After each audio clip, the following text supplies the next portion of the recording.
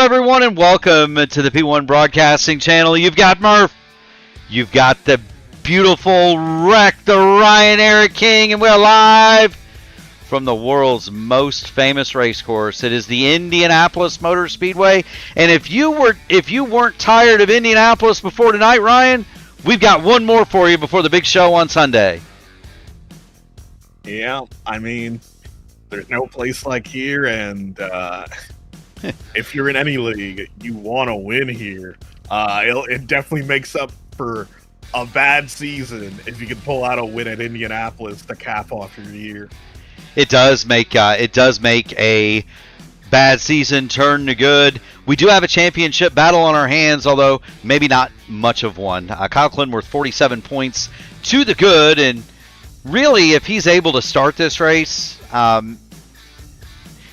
he should score enough points to clinch that championship with the IndyCar points table, as long as he avoids a finish below 15th. He is absolutely going to walk out of here with the Horizon IndyCar Series Championship. Still mathematically a chance for Indy Kirkenbauer. He is 47 points in arrears. Matty Wagner, 107 back, and then Christopher Albrecht, Brandon Staten round out your top five. Now, first and second really aren't in dispute. But third through sixth with Lith Fox in sixth, those positions are still very much up for grabs. And so we're going to keep an eye on those battles as we go. But really, Ryan, Indianapolis is Indianapolis. There's not really much to say other than the qualifying format here is a little bit different. It is a two-lap average as opposed to a one-lap.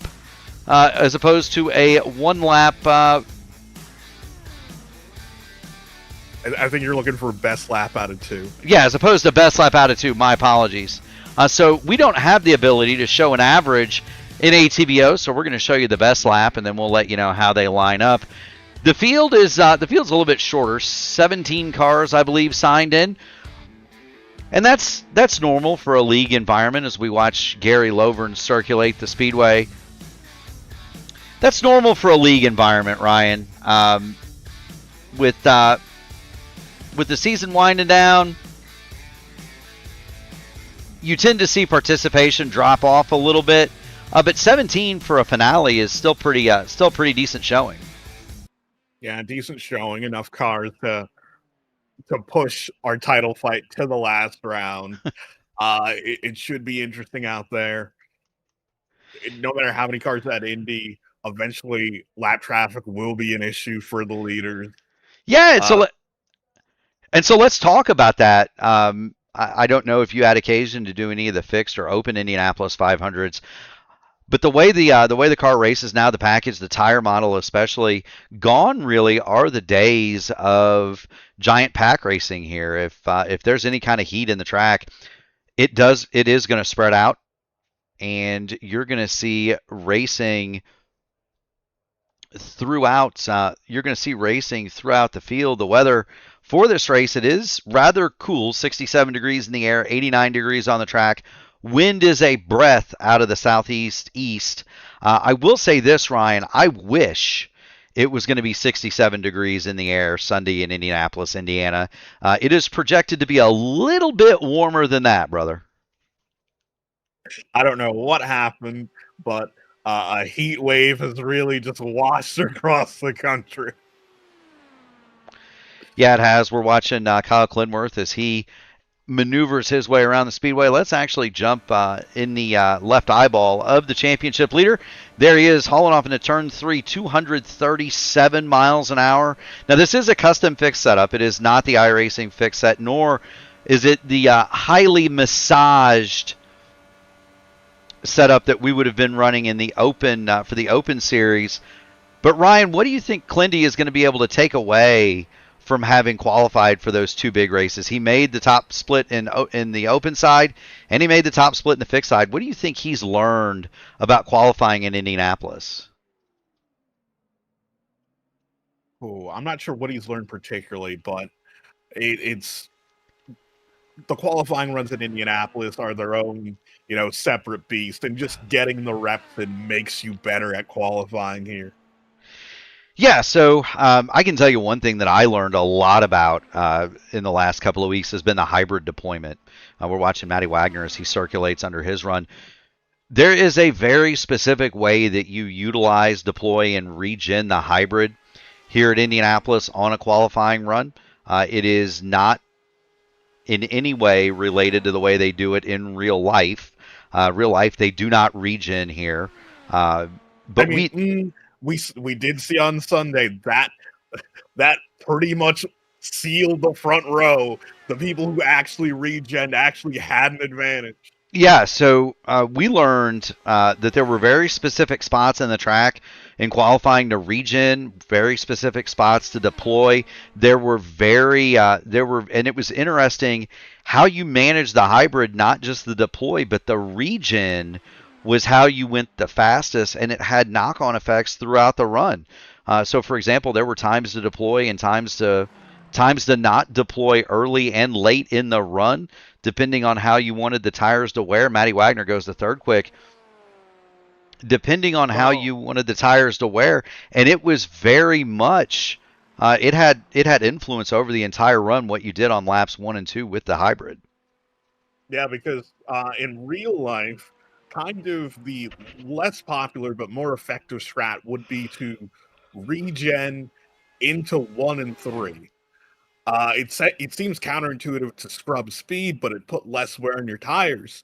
And doing so, you get to deploy the hybrid on the exits of 2 and 4, so you're heading into 1 and 3 faster anyway. So you do need to scrub off some speed, and we saw it with especially Alex Rossi's run in the earlier rounds. We saw that Felix Rosenquist was the driver in real life who really utilized it the most, and it pretty much had the most impressive result in the first 2 rounds of qualifying.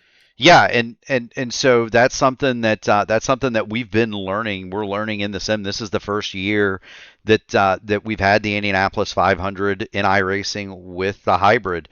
If the drivers and some of these drivers did, Clindy did for sure. I know Indy Kirchenbauer made a run at the top split, or excuse me, at the Hoosier 500.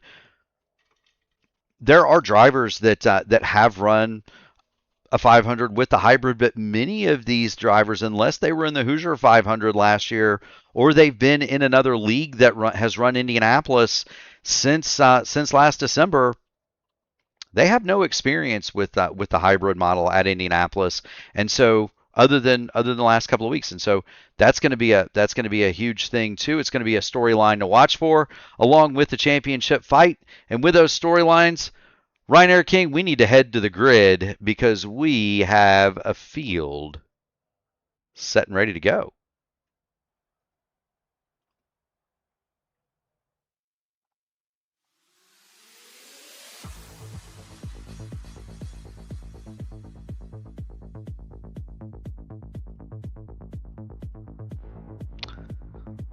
Love the music, Ryan.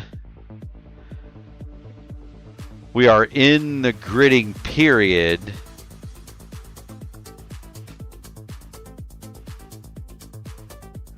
Or does he have a yeah, they're gonna have a short warm up here. I was not aware that we were gonna have a warm up for the I was not aware we were gonna have a warm up for this race. So shame on me, Ryan. I didn't read my Discord. Yeah, it is the only way to make it work in the sim to have an average lap grid. Is to have a short warm up, and so we'll give 2 minutes, and then we'll grid. We'll flash the points up one more time for everybody.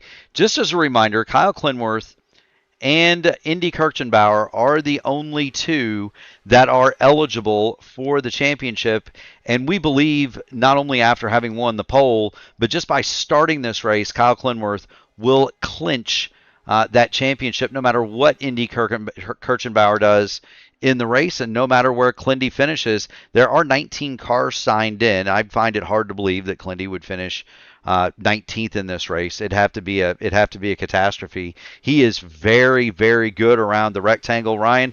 But the battle I'm going to be watching is Wagner, Albrecht, Staten, and Fox. Lith Fox not here, but Staten, Albrecht, and Wagner are only separated by 30 points, and that could those positions could change hands. And with those positions changing hands, you may indeed see some difference in prize money. People, you want to understand in most leagues there is no prize money paid for individual races, Ryan. It's all paid out based on the end of the year standings, and so that's from third, fourth, and fifth, it's going to influence what your end of the year prize package looks like there. Without a doubt. Now we've got a grid. Now we've got one, and so we'll go ahead and get that up for us on the poll. Remember, 2-lap average, Chris Albrecht, 234.158 miles an hour. Indy Kirchenbauer will start second, 234.422. Matty Wagner, primetime, John Steller, they'll go second, they'll go third and fourth. Kyle Clinworth, I thought he had the pole. He had the fastest lap. He winds up fifth, 233.8399. Critically, though, Kirchenbauer does not get the point for scoring pole position. Sheridan Wade 6th, Nate Fields, William Holman, Andrew Surwack, and Jeff Hysong will round out your top 10 in 11th. Matthew Carroll, Gary Lovern 12th, Will Stearns 13th, Mason Mitchum 14th, Wayne Campbell, Hugo Galez, Brandon Staten, and Joseph Morales. Those guys in the back, they're all lining up according to iRating. Slowest qualifier, Grandpa Will Stearns, 230.554 miles an hour.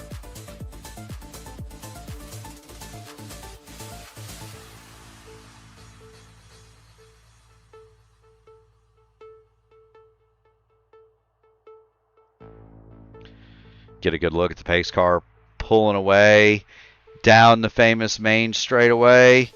Field is not close. There they come. Down the backstretch here. It is a sight, Ryan Eric King, that I never get tired of, the grid rolling away at the Indianapolis 500. Yeah, I swear, even on iRacing, it gives me goosebumps every time. The anticipation, you can't help but feel it. You can't. We've only got 3 days, 16 hours, and 45 minutes until we feel that feeling again. Who's counting, though, Ryan Eric King? Who's counting, buddy? Not me. I have no idea when that race starts. No idea. Practically 45 minutes now. Field files through turn 3. Now, we are not going to see a 3-wide start here. iRacing does not have the facilities to have a 3-wide start in iRacing, and so when you see a 3-wide start, it's because it's been done manually with extra pace laps. They have not bothered with that here. We're just going to go off 2 by 2. 18 cars set to take the green flag. Pace car slides on off. Barney has the green flag in the air. Green flag, green flag. And we are racing at Indianapolis. 125 laps are upon us. Everybody safely through turns 1 and 2. You know what I wish they would have replicated, Ryan, and they didn't do it in the sim. We may see it off of turn 4, but the flowers in the box right in front of the camera. Indy Kirchenbauer dives to the inside. He'll take the lead on Chris Albrecht going through turn number 3. Through 4 they go. It's Kirchenbauer, Albrecht, Steller, and then Wagner as we head down the front straight to complete lap 1.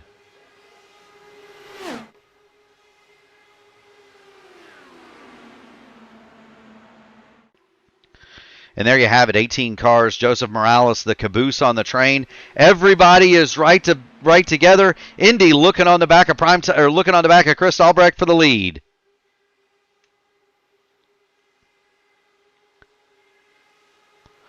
through turn 3, Indy Kirchenbauer going to keep Chris Albrecht going to keep Indy at bay. One of the things about Ryan, this 125 lap race is it does present an interesting challenge as far as fuel, does it not? Yeah, because it's not quite. It's kind of on the window between stops. So, like, if you wanted to stretch out a run and eliminate a stop, you could. You could, but you're going to have to go much slower. You're going to need help in the draft. The fuel burn for a full tank, if you're flat out going as hard as you can, well, brother, that's 28 laps. I ran 35 laps a couple of tanks. We've got a mechanical failure in the back. That's Nate Fields. You can see the wheels locked all the way to the left. Caution on the speedway. And just as soon as we started talking about fuel, Ryan, caution flies, and anybody who pits here is going to be able to make it home without the extra pit stop. I suspect nobody is going to. It just makes the save that much easier. But what I was about to say was I made 35 laps in the Open 500 on a tank full, and I would suspect that many of these drivers should be able, and you already see they're way off the power in Map 8. Chris Albrecht, your leader. I suspect that the save, it'd be one stint of 32 and then 31 all the way home. That is not much of a lift for most of the experienced drivers in this field. Yeah, and as you said, this caution makes it a whole lot easier. It does. The pace was not very fast anyway. The pace was not very quick at the front anyway. I suspect Chris Albrecht had the engine map in his Dallara turned all the way down. And when we talk about engine map, let's get into the cockpit with Chris Albrecht. The numbers on the steering wheel don't mean anything. iRacing keeps them blanked out or in a default scenario for those of us watching. That way, people spectating cannot pass information to the drivers in the race. But if you look at the Cosworth steering wheel, on the left and the right, the triangular lights they flash when there's a caution. They flash yellow. When you are regenning the hybrid, they will be solid green, and when you're regenning, they will be solid red, and they will turn green when you deploy. The lights to the left and the right of the cowl are identical. Those are the hybrid meter. That's the battery charge. And so when they are completely lit, you have a full battery. When they are completely dark, well, they don't. You don't have any electricity left. The regen, when you look at the steering wheel itself, all those numbers mean something, Ryan. And so the map is fuel map. Map 1 is full rich, full go. Map 8 is caution. Everybody would be in Map 8 now. And they will use maps 1 through 5 in this race. 6 and 7 are mostly used on short ovals or on road courses. Those are throttle shapes, not fuel maps. Map 5, full lean. Map 1, full rich. So if we say they've turned it. I should point out Go ahead. Roughly half the field has come in the pit. As you should. My color commentator saves me. Do want to welcome everybody into the chat, by the way. Keep the chat going. Matt Wagner in 10th on back. Everybody pitted. That's Wagner, Campbell, Surwack, Hysong, Mitchum, Carroll, Staten, and Galez. Nate Fields was the cause of the caution, and Nate, that's because his wheel disconnected. And you can tell that because the wheel was hard over left. So these guys don't need to worry about fuel so much as Chris Albrecht does. But back to that wheel explanation. So that's what map means. Regen is the length of the regen is essentially how fast the electricity regenerates. 1 is fastest, 10 is slowest. OT is overtake. We're not going to be worried about that. There's no push to pass on ovals. Fuel is how much fuel you have left. The driver can choose between liters or gallons. Miles per gallon, how many miles to the gallon you're getting. That's your fuel number. It can also be liters per mile. or is it liters per kilometer? Whichever one. Deploy is the rate at the amount of power and the rate at which your hybrid depletes. 1 is the slowest and least powerful, 10. Most output, but you deplete it faster. Any number between 1 and 10 will do. Rear arb. R-arb is the stiffness of the rear bar. 1 full soft, 6 full hard. FARB is the front anti-roll bar. Same numbers. Weight jacker position, -20 to +20. -20 is full understeer. +20 is full oversteer. Brake bias is your brake bias. They've got lap time and interval in the middle underneath the gear indicator. The lap counter is on the bottom. And the tire temperatures are on the right on all 4 corners. And that's the explanation of the steering wheel that these drivers are looking at. Ryan, I tend to think sometimes it's almost too much. Yeah, because you have so many tools that if you don't know what you're doing, you could actively make your car slower. Or if you're overthinking the information you're seeing. That's one of the reasons I tend to enjoy racing in the Dark Horse League so much is you don't have the fancy steering wheel. You've got a rev counter, a weight jacker position, the roll bars, and that's about it, right? Yep. Pace car is getting ready to duck off. We're going to get back to green. Remember, the front 9 did not pit. The front 8 did not pit. Joseph Morales came in and stopped, as did Hugo Gallas. They topped their tanks. And so from Will Stearns on up, everybody's on their original fuel load. From Matt Wagner on back, everybody has got a full tank, and we are back to racing in Indianapolis with Chris Albrecht leading Indy Kirchenbauer and primetime John Stellard.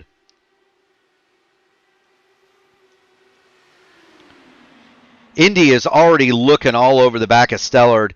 You can tell that Kirchenbauer wants to go, but he also knows he needs to save fuel, Ryan. There's still anybody in this front group. Clindy slides the inside of Stellard, now Kirchenbauer, but anybody that's in this front group knows that they still need to save fuel. Yeah, and it's going to be an issue in a handful of laps once the pitters reach the front of the field. Yeah, here we're right on board with Indy, and you can hear and see him lifting off the throttle as Clindy will dive to the inside of Indy Kirchenbauer, see if he can't nab that second spot. He thinks better of it. But Clindy's saying, look, you guys need to go because we do not want the guys with fuel to catch us right now. Matty Wagner, well, he's not there. Wagner is about 30 car lengths behind this group, half the back straightaway. As you see Sheridan Wade take a look under primetime John Stellard. Can't get it done. But you do have the dilemma of like push. Yes, you want to push so they don't catch you, but if you push, you're burning more fuel. Right, you don't want to burn. I want you to go fast and save fuel, right? And every time Seb Alexander says that to me, the smart aleck retort is, who do I look like, Scott Dixon? It's very difficult. Sheridan Wade looking to the inside of primetime John Stellard one more time. He doesn't get there, and Clindy's going to get 2 for the price of 1 going into turn 3. And I think that's Albrecht saying, hey, if you want to burn fuel, you go right on ahead, buddy. I'll tuck in right behind you. And for Clindy, look, it's 10 laps into a 125 miler, 125 lap, 312 kilometer event, or 312 miles here today. And look, it's early days here, Ryan. The odds that there's going to be another yellow, pretty good. Yeah, it's pretty good, but it's still pretty unpredictable because, as we saw during the last round, we thought we were going to see a lot of cautions and didn't see a single one. We didn't. Sheridan Wade is going to make the move on primetime John Stellard that time. Yeah, we thought we were going to see a bunch of cautions and didn't. Indianapolis is its whole different kind of a beast, though. It's when people get to racing, the track is not, I know it looks wide on TV. Fans, it is not wide at all. The groove down there is really only about 1.5 cars, and it does not lend itself, Ryan, to running 2x2 through there, does it? Yeah, it's like visibly, like actually out there. There's a lot of pavement out there, but not all of it like most of it's not raceable. No, it's not, and we're seeing Clinworth and Albrecht now kind of start the swap. Kirchenbauer drives right back by Sheridan Wade for that third position. Not all of that track is usable, and the other bit of that is that the dirty air here is the worst of any track that you could possibly imagine. You get right up tucked behind somebody, Ryan, and it's almost like somebody took away all the grip on the front wheel. You cannot turn the car. The only thing you can do is lift, and that makes you vulnerable. And so, you see like Clinworth there, he's offsetting high. He's going much higher than they would in real life. Thankfully, in iRacing, no marbles, but he's going high like that just to get clean air on the front wings so he can turn the car. Yeah, because there's not a lot of banking here. It looks flatter on TV, but there is some banking. The only regular IndyCar stop that has flatter banking than here is Milwaukee. Yeah, it is not. It is not. It does not have much. So the straightaways, the straights, and the short chutes are flat. The corners are banked at a very well-known 9 degrees 12 minutes. If you were scoring at home, there was a sister track, Ontario, California. Ontario was banked at 9 degrees 12 minutes, but the short chutes were banked at Ontario, and that's why that track was slightly faster than Indianapolis, because the chutes were banked. Here they are flat, and really, it's the same classic layout that you would think. Now it does look. If you go in person, you can definitely see the banking, Ryan. If you go stand next to it, for sure, but it looks flat on TV. Yeah, and like the 9 degree 12-minute measurement is an average, because obviously with how many laps people run here and how important it is, they want to know, again, to the minute and second that each of the corners are banked. So like turn one is actually slightly steeper than the other corner. Well, not only is it slightly steeper, but the track is also slightly uphill and slightly downhill. A lot of people don't realize that. You actually climb a little bit going down the back straight, and you go downhill ever so slightly going down the front stretch. That is not... it's not noticeable unless you're using surveying equipment, but it is a fact that the track does have a little bit of elevation change to it as well, Ryan. Yeah, it's sort of like that quirk is only an issue when we're racing the road course here and it starts raining, because then you see where the water starts flowing. Well, you do, and the reason for that is there is a body of water that runs through the facility, called Little Eagle Creek, if you wanted to look it up. But Little Eagle Creek runs throughout the property, not just the racetrack, but also the golf course. If you're ever walking down the front straightaway at the Indianapolis Motor Speedway, look behind the grandstand. You'll see a concrete ditch. That's because they've rerouted the creek. The other place that they rerouted it is it goes underneath and around the motorcycle course that's laid out between turns 1 and 2. They've buried that and kind of routed it through a tunnel, but there's a body of water that runs through there. It goes up the main straightaway, out the back of the property, and then it kind of curls around behind the North Chute, and it winds up going all along through the golf course as well, and then out toward the river. So a lot of people don't know that there's a body of water that runs through the Indianapolis Motor Speedway, around it, under the track even. Which it's probably for the best that they buried it. Buried it in a way that's fortified, because God help us if it rained hard, it would make rain delays even longer. If you go back, Ryan, and watch some of those Indianapolis 500 highlights from like the 80s and 90s, you can visibly see the creek between the racetrack and where the spectators are.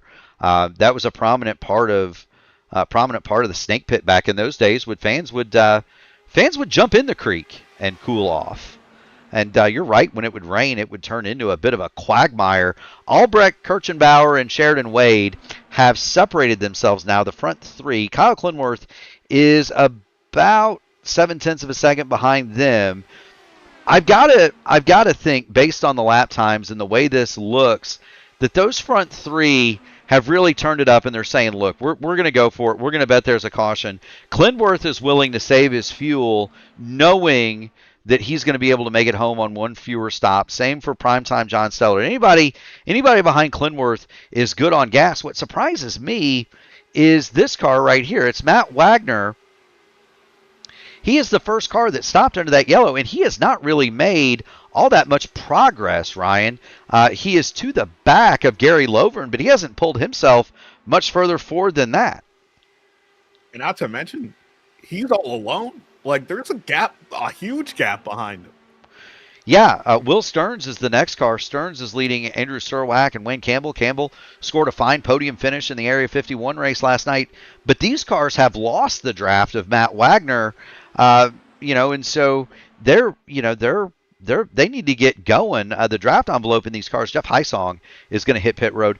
The draft envelope in these cars is really about 1.7, 1.8 seconds, and they are flirting with losing that. Heisong speeds on pit road to add injury to insult, and he will, so he'll get a 40-second stop and hold. But look, you've got to keep up with that lead group. Clinworth is in kind of a spot I like. He has caught back up to Sheridan Wade, who has started to lose Kirchenbauer and Albrecht at lap 22 of 125. I would expect, Ryan, we're going to see these guys come into pit anytime about lap 30.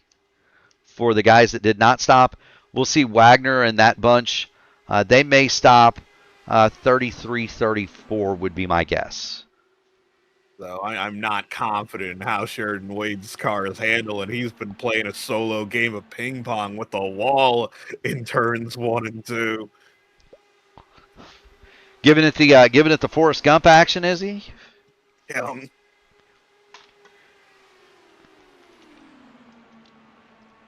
Nothing could be as inexplicable as me driving into the wall on the backstretch last year in the Dark Horse finale with the championship lead, trying to protect my position and nearly taking myself out of the race. Thank God that series has a fast repair. I would have been in trouble. Yeah, because you could brush the wall, tap the wall here, anything harder than that, and you're gonna have a bad day. My rule is if you see a bounce, that's bad, right? If you don't, if you see a bounce, that's not a good thing. If you just kind of see it rub a little bit, you don't see a bounce, you're going to be okay. But when the car visibly bounces off the wall, that's not good. And we've gone to watch Sheridan Wade. He started to fall back from Kirchenbauer and Albrecht, who have more or less settled down. They were swapping the lead, but that swap is not something that you can maintain for very long, is it, Ryan? No, especially here, because when you draft off someone and then, well, you can't save fuel doing it, number one. And number two, when you draft off someone heading into one of the corners, going way faster than you normally are, and it's going to start chewing through your tires. Yeah, and what happens is the tires wear out such that, you can't stay close enough to the guy in front of you to really build the run to complete the pass at the end of the straightaway. And then you can't really hold the bottom going around turns 1 and 3 to make that move stick. And the other part is the other guy then can't stay close enough through 2 and 4 to make the return maneuver. And so now Kirchenbauer has started to fall back a little bit from Chris Albrecht, and Albrecht is starting to build a bit of an advantage, Ryan. He's up to about a 0.3 of a second advantage over Indy as they head off into turn 3. Yeah, if I'm Indy, I'm just thinking, just hang on, ride it out, get to the pit stop.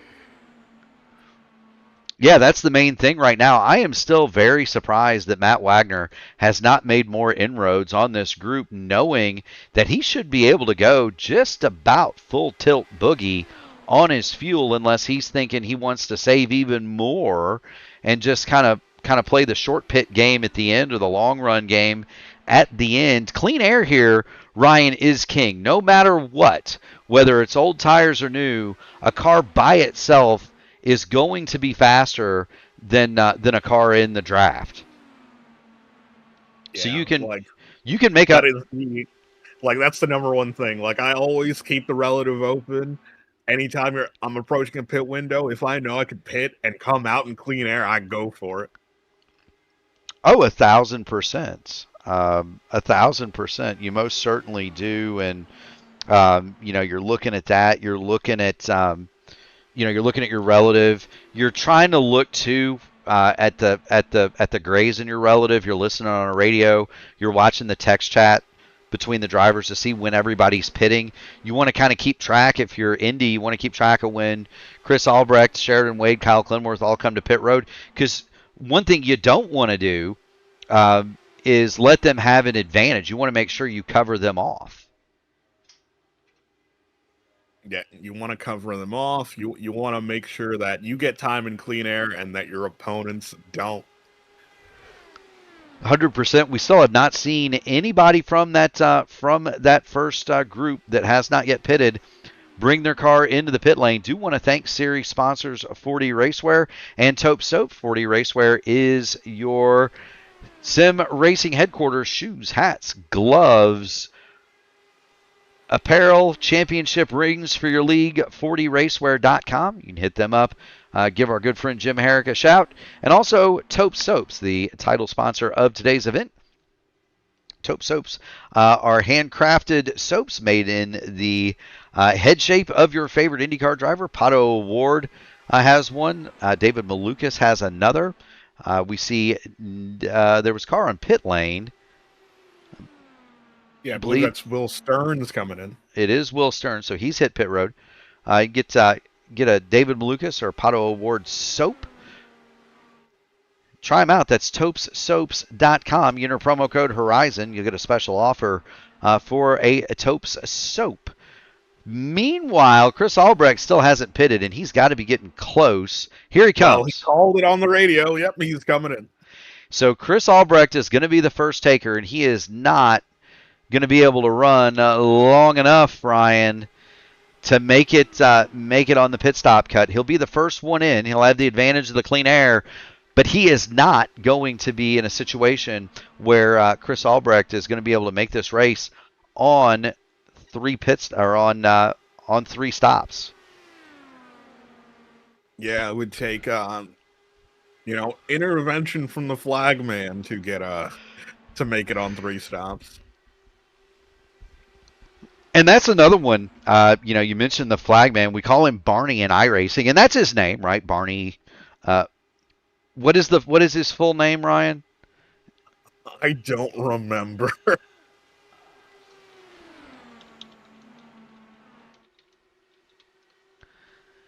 His name is Barney the Flagman. I thought that he actually had a full name, but it's just Barney the Flagman. In real life, of course, the flagman for the Indianapolis 500 and all of the IndyCar races is Aaron Likens, and Aaron Likens is a well-known and very well-liked IndyCar competitor in iRacing. You'll see him run some of the top split broadcast races. He's usually around in the Al Unser Jr. Valvoline car, the Galmer paint scheme.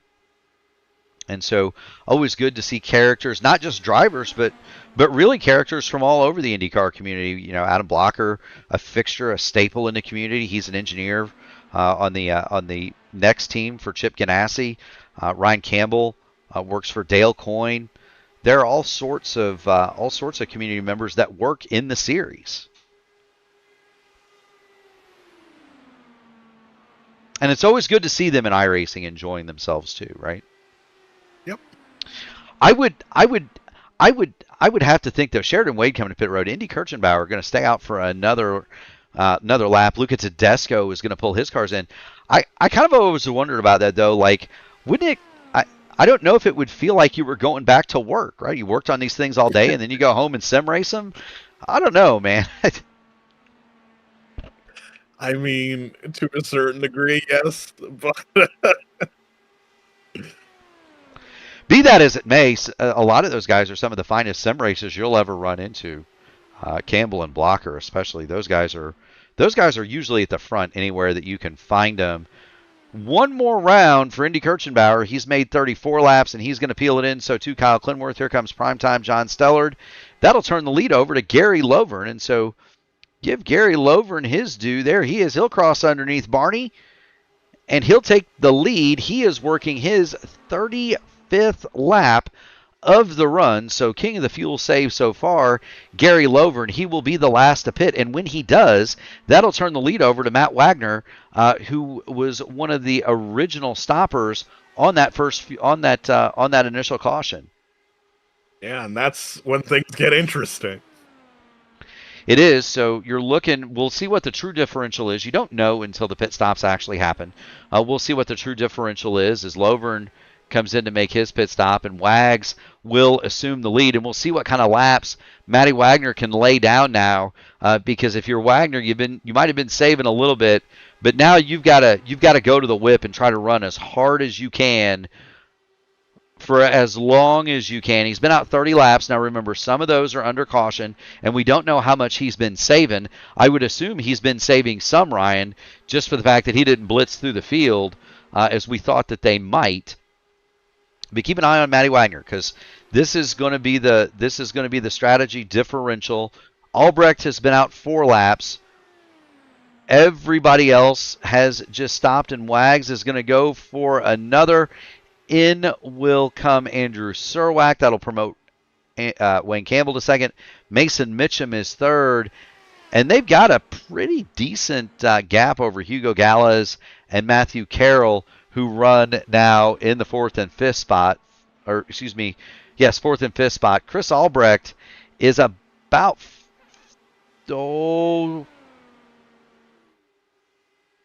he is about 28 seconds behind the lead.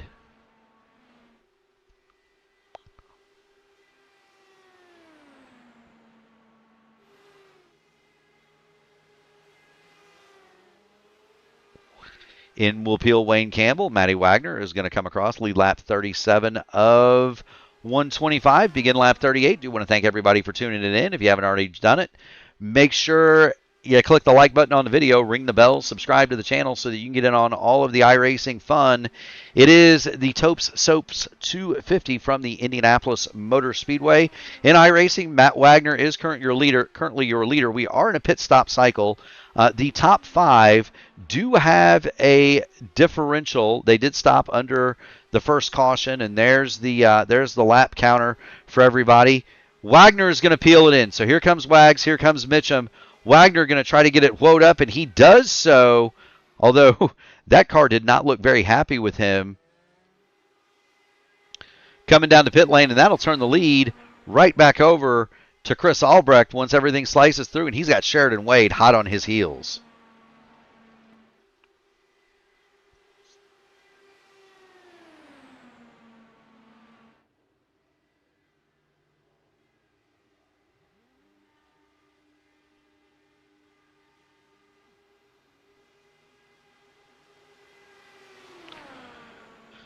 Wade and Albrecht. Now, if you're Wade and Albrecht, Ryan, do you want to affect the swap here and see if you can't pull away from Clinworth in third? Clindy 3 seconds in arrears. Kirchenbauer has dropped all the way back to 4th, and he is now behind Clinworth. Do you want to try to swap and see if you can escape here? Maybe. Last time through, Sheridan Wade was the leader, 40.730. Clinworth, 40.743. Primetime John Stellard is catching them, and here's that group with Clindy, Kirchenbauer, and Primetime John Stellard. They've got William Holman there behind him. Actually, I think that might be... Yes, that is William Holman behind them in 6th, just at the very top of your screen. But Clindy and Indy, they're going to be swapping. They are in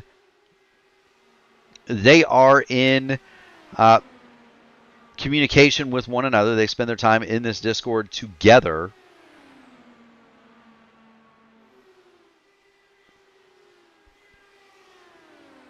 watch them, but they're some 2.8 seconds back. They have been gaining a little bit on the 2 leaders, and there they are.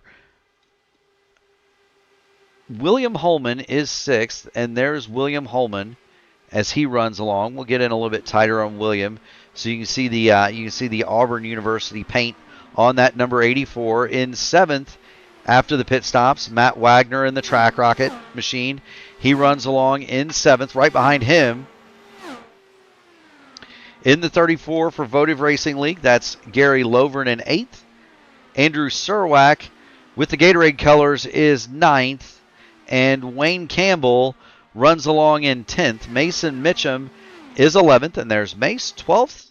Brandon Staten, he's got a mirror full of Hugo Gallas in the VRL machine in 13th. Matthew Carroll is 14th, and there's Matthew. Joseph Morales continuing along. He is in 15th. Those are the only 2 on the lead lap. Will Stearns with a speeding ticket has gone a lap down. Jeff Heisong is out of the race. So too is Nate Fields after the mechanical failure, and that's where things stand as we head back up to the lead in the swap with Wade and Albrecht, but it's not working, Ryan. The Indy and Clindy show is catching them. The gap is now 2 seconds back to from the lead group back to Kirchenbauer and Clinworth.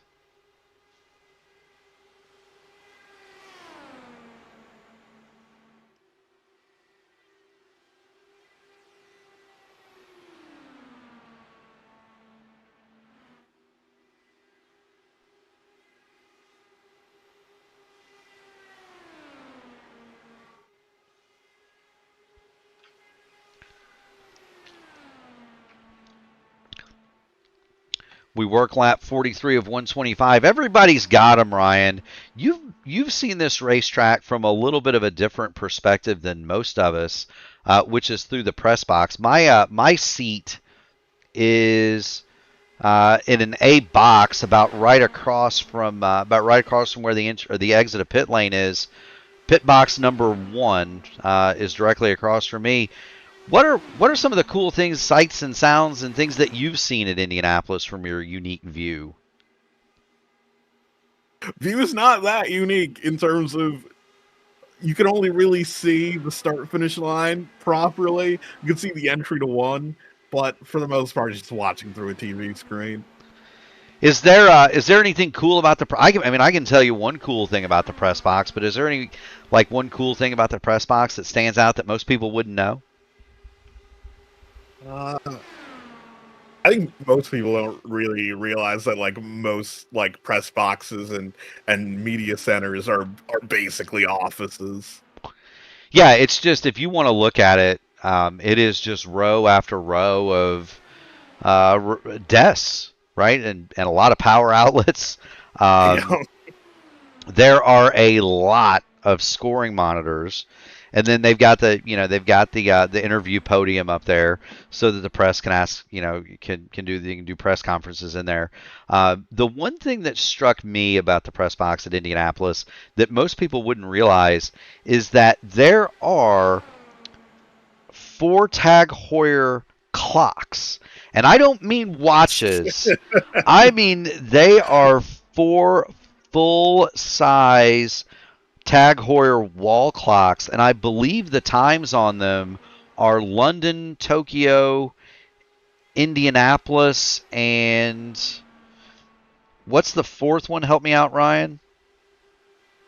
I think it might be Los Angeles. It might be LA, but there's you see them, and they are very prominent. They are 4 Tag Heuer F1 chronographs, but they are the size of wall clocks. That's something that you don't see every day, and I don't know that they have those really anywhere else in the world. They had to have been custom done for the Speedway. Of course, Tag Heuer does sponsor the Pagoda here, and so that makes sense. You see their logo all over the Speedway. There are not many logos on the wall. Matter of fact, I think that might be the only logo actually on the wall here, Ryan. It is. The Tag Heuer. I still remember logo. when it got put up. It was very controversial. Yeah, it's kind of the Speedway is kind of like, and it's only at the start-finish line, and that's only because That's where they take the official picture. Is if you look at the wall across on the inside, there's actually a hole where they put the camera to take that picture of the car crossing the line for the photo finish. Yeah. There's a custom cut hole where they put the camera, and the guy stands there with the with his hand on a button. He's not holding the camera. He stands there with his hand on a button and just holds the plunger down as the cars come down the front straightaway. So they get that famous picture, right? Yeah, they get the the photo finish picture if necessary. And they also have another cutout there for usually a laser transponder for timing and scoring. They do. The one for the laser it's not as prominent. The one for the photo finish camera, as we continue to watch Albrecht and Sheridan Wade swap the lead, the Clindy and Indy show, you can kind of see him in and out of the picture. Kirchenbauer is within a second. Clinworth is about half a second behind him. Primetime John Stellard holds down fifth, another 0.6 of a second behind them. And then you've got Wagner about a second behind Stellard. So everything pretty spread out. We don't have any contact for position. That's why we're talking about clocks on walls and holes in walls and laser beams and all that. But it's a pretty unique thing. But the tag logo is painted there so that it's perfectly in the background as they cross the line. And yes, it was very controversial. There are no other billboards on the walls at the Speedway. Unlike every other racetrack or even sporting venue in the United States, the only one that would come to mind that's less commercial than this would be Augusta National. Really, Ryan? Yeah, it'd be Augusta National where they don't have any advertising at all. Right. I mean, there are advertisements throughout the Speedway, but they're on the video boards. There's the Shell sign in the entrance and exit to pit lane. But other than that, you would be surprised at how little advertising, if you went around this racetrack, there really is. And I would venture to say that it's become less so since Roger Penske bought it. To be completely honest with you, Ryan.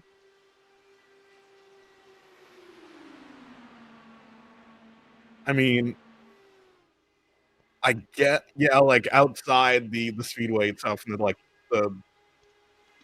from the outside looking in, there'd be less advertisements in recent years. I would also say that Roger Penske, we always thought, people in Indiana always thought the Holmans were the richest people around. Roger Penske bought them for cash, right? So Yep. there's always that. Their fortune was measured in the tens of millions. Roger Penske's fortune is measured in the tens of billions. There's a bit of a difference. But this is really, you can kind of tell, Ryan, in the way the grounds are presented now, that this is really a very much a passion project for him. Just the way that the Speedway is kept, right down to the way the grass is cut. Yeah, it's like his own mini Augusta in a way. It really is. I remember, for many years we sat in the infield along the backstretch, and what many watching at home may not realize is the infield here is actually terraced, right? So the grass is a giant grandstand of its own. They used to put up wooden bleachers and take them down, but now they've actually built a hill for people to sit on, which is very nice. You can't really tell it on TV that it's like that. But I can remember years where the grass was up over your ankles in the infield, and now you walk through there, and my goodness, it's like walking on a golf course. Even in the infield spectator mounds, it's hard now to tell where the spectator areas end and the golf course it begins. And this place does have an 18-hole golf course in it. 4 of the holes are inside the racetrack.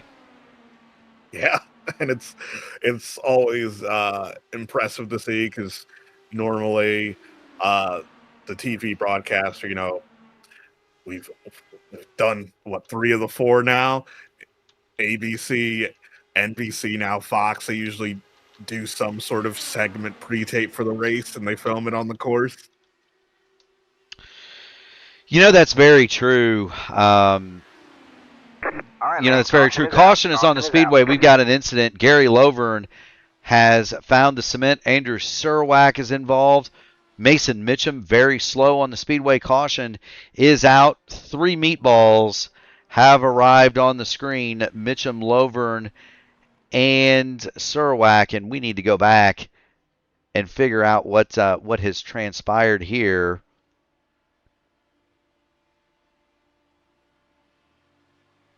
For Gary Lovern. Oh, we got a car up on the wall. So Surwack and Lovern are racing, and they're racing awful hard. They would have, they were back in the back half of the top 10. That's awfully argy bargy for 8th in a strung out race, Ryan. They're going to get together coming into turn 1, and it's on Mitchum. Going to try to sneak through on the high side, and that doesn't happen. And Mitchum hard in the wall, Surwack into the wall. Mitchum rides the wall. And so 3 cars on the pit lane. They do have a fast repair, Ryan, but that's going to take them out of the finale here, the Taupe Soaps 250 for the Horizon Racing League. Mitchum critically, though, and here's Mace.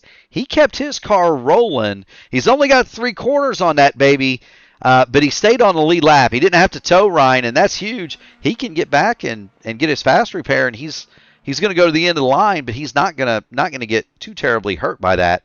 The other part is this is going to make it really interesting on pit strategy. Who pits, who doesn't? Yes, because, again, it's kind of not the most ideal timing in terms of a pit stop, but it can help you out to come in and fill up the tank. You know it can. We're not really quite in the window, but everybody was more or less toward the back third, toward the last third of their fuel run. Matt Wagner will stay out. Everybody else is going to come down the pit lane at lap 56, coming to get 57 here at Indianapolis. We'll see Sheridan Wade come in and make his pit stop. There's Wade in the 50. Clinworth slides to a stop in front of him. Interesting call from Wags to stay out. Although, to be fair, Ryan, it's more or less the same number of pit stops for everybody from here. It would be a heavy lift to make it 68 laps on one more stop. You'd have to do 2 runs of 34. That's not easy, even in a massaged open setup, let alone one that's a fixed setup race, and there's probably a little bit more downforce on the car. Yeah, you're probably right about that one. I would never lead you astray, Ryan Eric King. I would never tell you anything wrong about Indianapolis. 3 days, 16 hours even, and some change now until we get the green flag. What's your favorite pre-race moment? Probably back home again in Indiana. That's a good one. Everybody always says that. I'm going to go in a different direction, and it's yes out of patriotism and yes to honor those who have served, but the playing of taps is where is really where it starts to me. Hearing 350,000 people completely silent, it will give you chills when that happens. So that's where it starts for me. Back home in Indiana was where it gets fun, right? Everybody's in the stands and they're singing. Do you guys sing along in the press box, Ryan? I mean, the years when I'm at home, I sing along. But do they sing along in the press box? I mean, do you and Marshall Pruitt get together and lock arms and sway back and forth and sing the song like the fans do? No. You know, the Japanese reporters, do they sing it in Japanese, right? That's the question. There are a lot of those at the Speedway, too. Don't get me wrong. The media contingent from Tokyo outnumbers the Americans, I think. Takuma Sato, people don't realize how huge that guy is. And, Ryan, you probably talk about that. The reporters come from the land of the rising sun. Yeah, and it feels weird that, Takuma's at this point of his career where obviously he takes this race deadly seriously, but this is pretty much a vacation. His day job, he's a Honda executive now. As he should be. I mean, he's and not only that, but more or less over there, he's a national hero. Yep. That was the first place the Borg Warner Trophy ever went outside the United States. They let Takuma take it back to Japan the last time he won the race. That was the first time it had been out of the state of, or that was the first time it had been out of the U.S. and one of the only times it had been out of the state of Indiana. As we get ready to go back to green, I'll tell you a fun one about the Borg Warner Trophy. After we get back to green, Matty Wagner has the lead over Sheridan Wade. Green, green, green.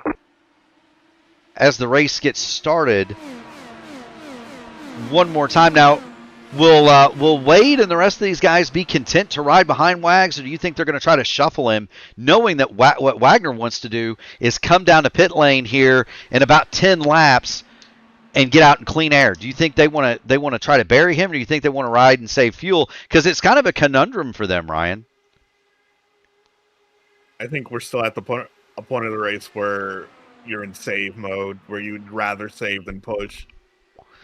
Sheridan Wade tried to push. He got to the outside. Wagner claimed the bottom, and Matty Wagner will continue to hold the lead, and he is not willing to give up that prized piece of real estate. Now he's going to go to the high side. We may get a little bit of dragging. Clinworth goes to the bottom. He gets by Albrecht. Now Clindy can't. He tried to get to the back of Wade, but he couldn't quite do it, Ryan.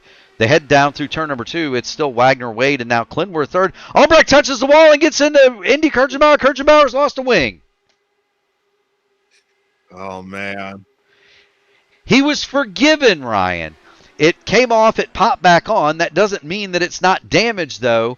Indy Kirchenbauer may be suffering with a damaged nose. Let's get on his nose. Can't see anything there. How about the roll bar? It doesn't look... I mean, it looks symmetrical, Ryan, but all it takes is a little tweak, and that car can be hurt. Then he's staying out because you don't want to come in now unless you absolutely have to.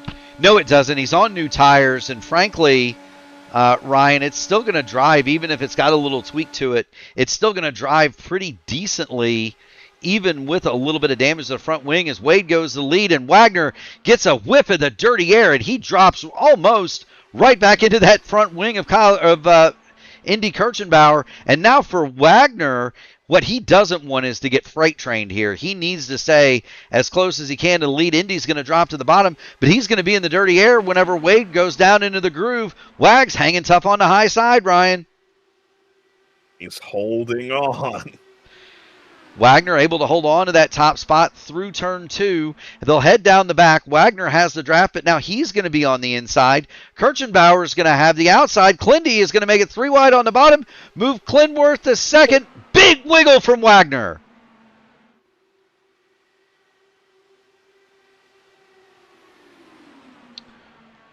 We will understand the wisdom, perhaps, of Wags staying out on that stop in about 7 more laps.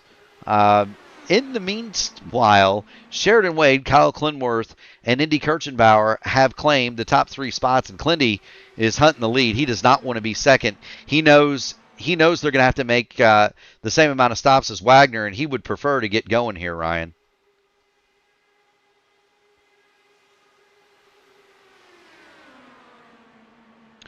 So Borg Warner Trophy, Kirchenbauer heads the lead from Sheridan Wade now.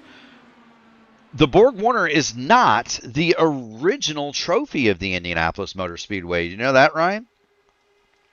Yeah, I did know that because they didn't introduce the Borg Warner until the 30s. Yeah, so the original trophy here is something called the Wheeler Schreiber Trophy, named after Arthur Wheeler, one of the Speedway founders, and his business partner at the Wheeler Schreiber Carburetor Company. It is huge. If you go in the museum and see that thing, it is massive. It was originally awarded to the winner of the 250-mile races in 1910. 2 drivers claimed that one. The last one to claim it for a distance of 250 miles was some guy named Ray Haroon. And then when the Indianapolis 500 started, it was given to the leading car owner at 400 miles. was given the leading car at 400 miles. And then the Borg Warner introduced in 1936, about that same time, the Wheeler Schreiber Trophy in accordance with its charter. The trophy has a charter, Ryan. Did you know that? I did not know that. So they would award the trophy and to the guy to the car owner whose car led at 400 miles. They would award that trophy to the owner at 400, and then they would keep it. As you see Indy Kirchenbauer shoot from third to the lead, they would keep it until the following year. And according to the charter of the trophy, the Wheeler Schreiber would become the permanent possession of anybody who ever won it thrice in a row, three times in a row. That was a big tradition. Well, that's a traditional sport, like a sports tradition that goes back to the 19th century that most sports leagues have done away with. So the Gordon Bennett Trophy, which predates F1 and Grand Prix racing, where European racing traces roots back to, if a national team won it 3 times in a row, you got to keep it. Surprisingly enough, the last Gordon Bennett Trophy race, the last Gordon Bennett Cup race, was when France won it for the 3rd time. And the same for the FIFA World Cup. Traditionally, FIFA will retire a World Cup trophy once a country wins it for the 3rd time, and they get to keep the trophy forever, and they'll design a new one. Right. So the Wheeler Schebler Trophy, it was claimed 3 times in a row by Harry Hartz in the 1930s, and so Harry Hartz got to keep it. And it remained with him until his death, and then was donated to the Speedway. And it is a massive thing. It's easily taller than I am, and I'm 6 foot tall, Ryan. It's a huge thing. The Borg Warner has grown quite a bit over its history. Of course, it's had a couple of different bases added to it. The trophy itself, without the base, is what I'm going to call it 3 feet tall, maybe 4 feet. Yeah, about 3.5, 4 feet tall. The base, though, makes it a lot bigger than it is. Yeah, because the base is another 2 feet by itself, and they've got enough room on the base now to add faces through 2057, and so there's quite a bit. It's had 2 or 3 different bases, but the thing about the Borg Warner Trophy is for 1946 they lost it. Do you know that? I did not know that the Borg Warner's ever been lost. It was lost. So when they, in the panic to get the race started, they found the trophy, right? Eddie Rickenbacker had it. They found it, and they gave it to a Butler University student to care for during the time before the race. And he returned to his fraternity house after a date at Butler, and the trophy had gone missing from its case under his bed, and so he went and found it in the possession of some of his fraternity brothers who were using it as a beer stein. Yeah. And it's hard to imagine. That thing is guarded now. You will never see it. Even if you go to see it in the museum, there are always 2 or 3 security guards within eyesight of that thing. Indy Kirchenbauer just touched the wall, Ryan. There are always 2 or 3 security guards within sight of that trophy. When you see it out and about on the Speedway grounds, it is usually surrounded by yellow shirts and also usually bolted to the back of a pace car on a special platform. It is not something you are going to run up and take, but it is hollow inside, and they were using it as a refillable refreshment dispenser the night before the Indianapolis 500. And so the gentleman who was assigned to watch it actually showered with the trophy to get the smell of the beer out of it before he took it to the track. I mean, I hope you had enough soap. It was Taupe Soaps. If you go to taupesoaps.com, put in the promo code Horizon, you can get 2 for the price of 1 over there. Kyle Klimworth, Indy Kirchenbauer have now claimed the top 2 spots. These front 3 have really been engaged in a race. Mason Mitchum has come to the pit lane for his stop. Matt Wagner came down about 3 laps ago. just so we are clear on the time implications, that Wagner's last lap, 40.822. Mitchum has retired his car. Klindworth and Kirchenbauer, 41.05 was their last lap. Matt Wagner is reeling them in slowly, Ryan. And critically, let's get back to Matt Wagner. I want to show you something. That's a beautiful sight. There is nobody there, and there's nobody there either. That is the leader. Those small lumps you see in the background, those are the leaders. But Matt Wagner has escaped the draft, and he is making time, 2 to 3 tenths a lap. We'll keep you posted on that interval. Right now, he's 35 seconds behind the leader as Klindworth, Kirchenbauer, and Sheridan Wade continue to battle, and Indy has fallen away from Kyle Klindworth a little bit. His buddy, that's both allowed Chris Albrecht to close back up on them, but it's allowed Klindworth to pull about a 0.3 of a second gap, Ryan. Yeah, and it's going to be interesting to see how this plays out through the next round of pit stops. It will be absolutely so. Matthew Carroll coming off a pit road. He will not be in position to interfere with this four-way battle for the lead. Sheridan Wade looking to the outside of Kyle Klindworth here. Can't quite get it done through turn 3. He'll follow through turn 4 and try to set that run through the front stretch. But these guys have got enough laps on their tires now. We're 17 laps into the current run, Ryan. They're at the point now where they can't really swap anymore, right? We see Wade go through once, but you're not going to be able to swap twice a lap anymore at this point. No, it'll take too much out of your car. It's just not worth it.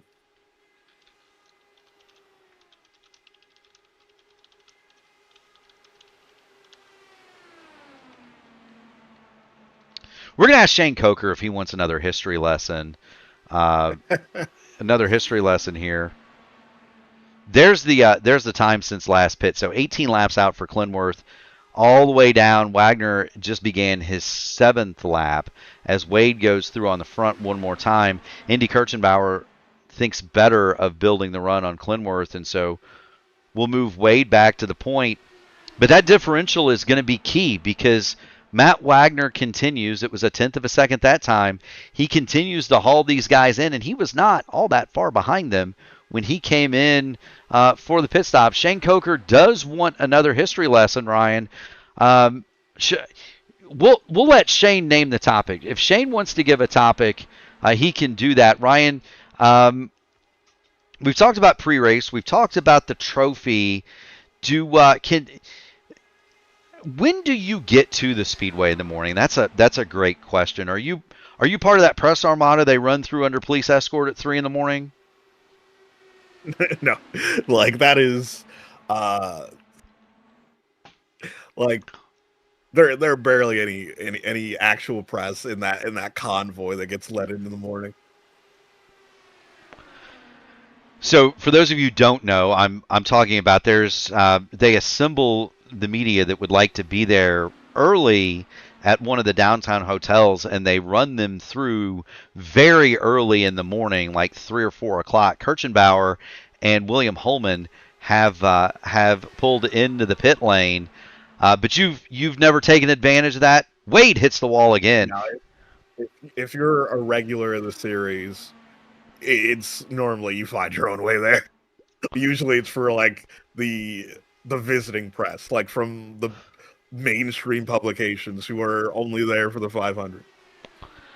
Gotcha. So that was always an interesting sight to me when I was in the infield. I was part of the group of very boisterous individuals that would line our cars up outside the gate at turn 3 and await the yellow shirts to open that gate after the cannon was fired. They really do fire an artillery cannon to open the gates. That's not an urban legend. They do that, Ryan. It's also Ryan. Oh, yes, because the people who have hard cards who are there, they're normally there with you standing. Like they won't, try to stand out, but they're standing alongside you, waiting for the cannon to go off. They are. I'm probably having a little bit better of a time than they are at that particular hour. Those people are usually very bleary-eyed.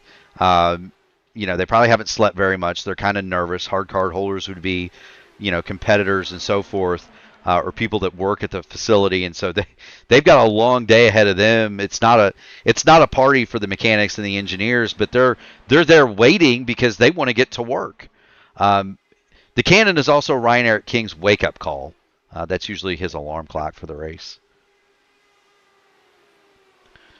So that's the story of the cannon. But they used to have the cars would line up on 30th just outside the gates to the North 40, and they would do the same thing on 16th Street, and they would fire that cannon, and the gate is on. It's a big chain link fence gate, 12 feet tall or whatever, and it's on passenger car tires, and there would be a yellow shirt, and he would open that thing at a dead sprint, because if he didn't, he would get run over, Ryan, and people would race. It looked like a land rush to get into the infield. Yeah, even though it's ridiculous. I understand why you do it, because if you're in GA, if you're on the viewing mounds, you want to get a good spot. Yeah, I mean, if you get to the top of those mounds, it's roughly equivalent to being seated a third of the way up the grandstands. And unlike most sporting events where you want to be in the front row, at a racetrack you want to be as far away as possible, because the further away you are, the higher up you are, the more you can see. Indy, you can't see the whole track. So the further up you are, Ryan, the more that you can see. And so you want to get there early so you can claim the high ground, essentially. Yeah, because ideally you want to be in a spot where you can see three corners, because you can't see all four, but the best you can get is three. Pit stops have started. Kyle Clinworth now has come down the pit lane. Indy Kirchenbauer, William Holman have already stopped. Clindy is the first one to blink with 41 laps to go. He will not make it home. What is my favorite meal from Charlie Brown? All right, man. Caution. Caution is out. Caution is out. Ooh. Caution is on the speedway. Andrew Surwack, very slow. He's got to spin through the north chute, or south chute, rather. He's kind of all by his lonesome, Ryan. He's just going to get high and out of the groove, smack the wall, and, well, we've seen this movie before, haven't we? Yep, seen many a driver go through that. Hugo Gallus sneaks on through. Gary Lovern going to go low. That is the 11 machine. Don't quite know who that was. Might have been Matthew Carroll or Brandon Staten. Either way, single car incident has brought out the caution. That's going to be a blessing and a curse for That's going to be a blessing and a curse for pretty much the entire field. If so, we've got to ask. We've got a question. What's my favorite? What's my order at Charlie Brown's? It is the Charlie Brown's. Charlie Brown's omelet, to be exact. Bacon, peppers, onions, shredded cheddar jack cheese, 2 pieces, white toast, lightly toasted. And if I'm eating at Charlie Brown's, they had best be bringing the urn of coffee. And for those of you who don't know, Charlie Brown's a legendary cafe downtown Speedway, Indiana.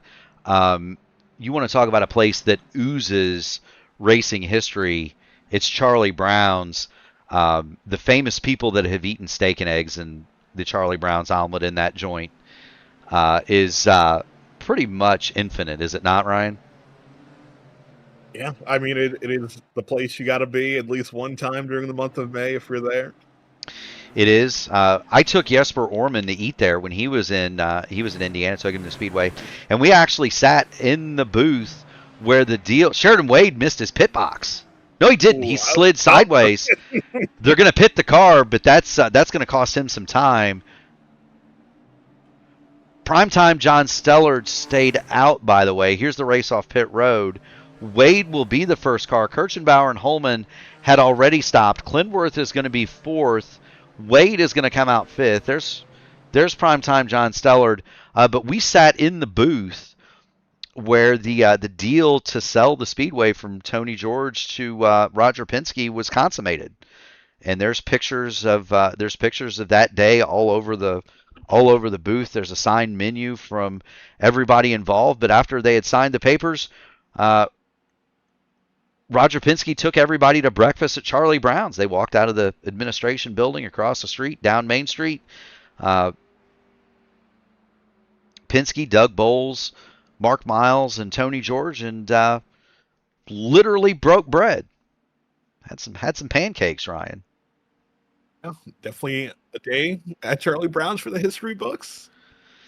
It was. That was a cool thing for him to see.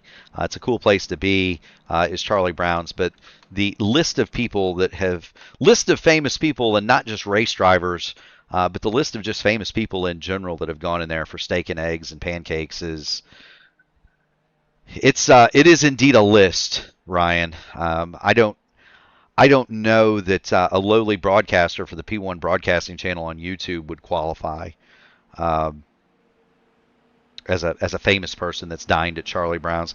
They used to have something called Team Lunch there, where Robin Miller would take the crew of old timers to Charlie Brown's. They would have lunch once a month. That was to be a fly on the wall in that discussion with Robin Miller, Bobby Unser, Lee Koonsman. Could you have imagined that?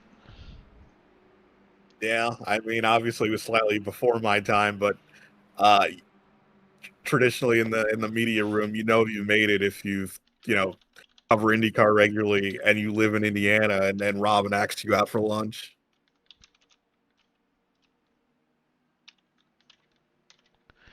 Casey Povolonis wants another track 10 for the P1 600, and that's a great call out, Ryan. The entry list is open. I'm expecting you to file an entry, Ryan Eric King. I need to see the wreck on the Michigan Speedway, June the 13th, 2 p.m. It's a IndyCar community special event. 43 of the best will take to the Michigan Speedway for 600 kilometers, 186 laps, $600 in purse money is guaranteed. Casey Povolonis wants the weather. I'm guaranteeing the track temperature will be anywhere between 60 degrees Fahrenheit and 150 degrees Fahrenheit. How's that for a weather report, Ryan? Just the whole rain. Prepare for all of it. You might start in snow and end on the surface of the sun. Who knows? Green flag, green flag. Hey, if I we got to spin in the line. We do have a spinner. All right, man, caution is out. Caution is out. It is Gary Lovern has gone around, and he's taken Andrew Surowac with him. Lovern and Surowac have both already used their fast repairs, so they're going to be done. And this is one of those I kind of want to see the blimp. Oh, we had a checkup. We had a big checkup. We had a big checkup, and it's going to be very difficult to show it. But there was a checkup in front. I think that kind of started with Will Stearns closing up on the back of Wayne Campbell. Stearns hits his brakes. Matt Wagner hits his brakes, jumps out of line, and then from there, Gary Lovern cannot avoid Andrew Surowac, clouts him in the back. Lovern goes around off the nose of Morales, Joseph Morales, but that was not Morales's or Lovern's or Surowac's fault. That all started up there with Will Stearns. Yeah, just unfortunate situation where obviously you're supposed to wait until the car in front of you goes, and sometimes you misinterpret something and you gotta stop, but you shouldn't slam on the brakes. You shouldn't. Here we're going to see it from Matt Wagner. You can kind of see the gap that's between Stearns and the car ahead of him. Stearns is going to go to close that gap. Wagner's going to go to close the gap to Stearns. And watch. Closing, closing, closing, closing. Oh boy. Brakes, Ryan. Brakes. Wags avoids it, and then it all breaks loose behind him.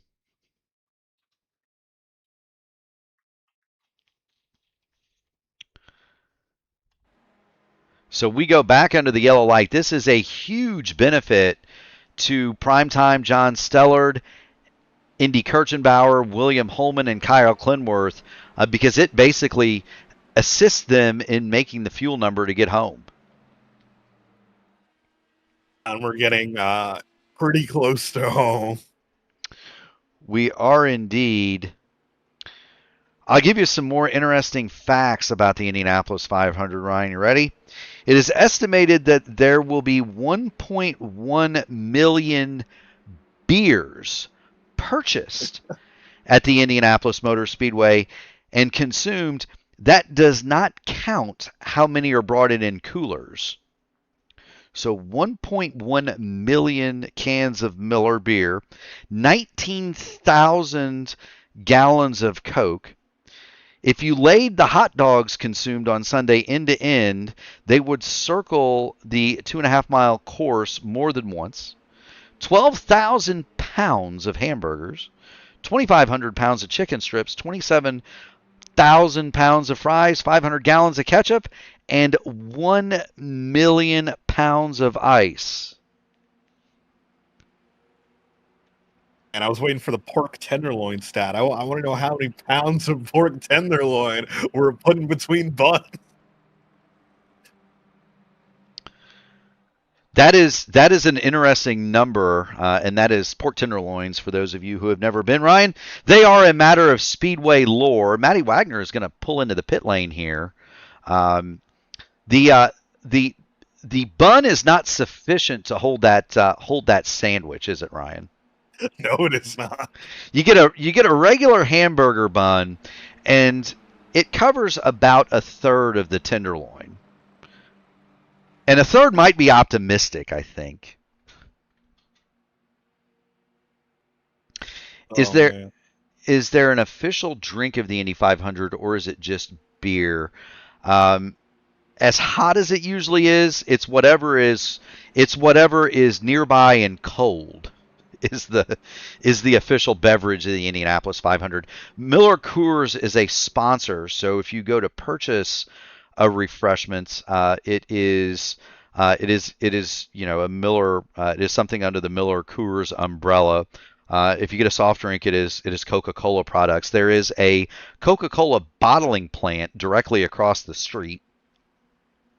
So the supply of Coca-Cola is not in short supply, is it, Ryan? If they ever run out of Coke, something terrible has happened. Yeah, it is massive, and that is also one of the largest spectator parking lots.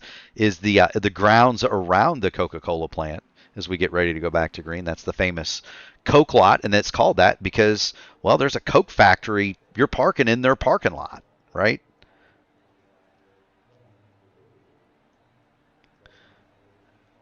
Although I believe the campground is actually owned by the Speedway, if I remember correctly. Green flag back out. That goes back to the Tony Holman times, where he owned the Coca-Cola plant in addition to the Speedway, which was more in line with his business. He was a grocer by trade. Indy Kirchenbauer all over the back of primetime John Stellard, and Stellard, he's going to have to pit here soon, Ryan. He's been out 31 laps. Man, and William Holman showing that discretion is the better part of valor there, deciding not to take the front of the race 4 wide. He is. Now, we've got different strategies and different agendas. Kyle Clinworth, Indy Kirchenbauer, they are not going to make it to the end of this race without stopping one more time. Primetime John Stellard is trying to make it to lap 95. He wants to make it to lap 95. He's going to stop, turn the wick all the way up, and go try to win the Indianapolis. Go try to win 125 lapper at Indianapolis. Matt Wagner is on a different deal altogether. Wagner, Carroll, Morales, and Staten, they all stopped under that last caution. Those cars are going to try to save it and make this a non-stop run.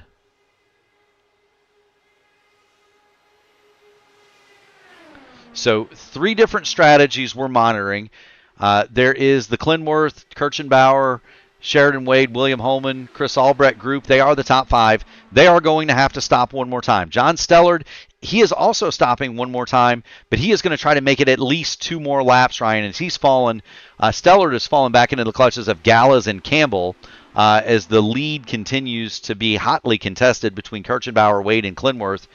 Chris Albrecht has dropped a little bit further back into 4th. And again, Wagner, Morales, Carroll, and Staten, that crew is going to try to make it nonstop. Primetime John Stellard on pit road. He did not make it, and so he's going to have kind of a double whammy, Ryan. He's going to have to make the green flag stop, and he is going to have to save fuel to make it the rest of the way home. Yeah, because obviously the go-to strategy is to make it to the point where you could go flat out on a full tank. Well, here's the thing. 32 laps. I don't know that even running around here in map 5 by yourself, if you can make that. Even if you lean the whole thing, even if you lean the thing out by yourself, I don't think you can. So he might be in trouble without a splash. He's going to need some help because he's going to be out by himself unless he intentionally. I mean, he could put it in map 5 and then say, okay, I'm going to let the leaders catch me and fall in behind them. But that kind of defeats the purpose of going nonstop. So, you got Wade, Kirchenbauer, Clinworth, Albrecht, and Holman. They're out front. Hugo Gallas, Wayne Campbell, Will Stearns, they've moved into 6th, 7th, and 8th. And you can kind of see them at the top of your picture. We don't want to cut away from the lead because this battle for the lead is quite good between Clindy, Kirchenbauer, and Sheridan Wade. We don't want to cut away from that. But basically the top 8 are all going to have to make a pit stop. Positions 9 through 12, they're trying to go nonstop. Primetime John Stellard in 13th. He has just stopped, and he is likely in trouble making it home.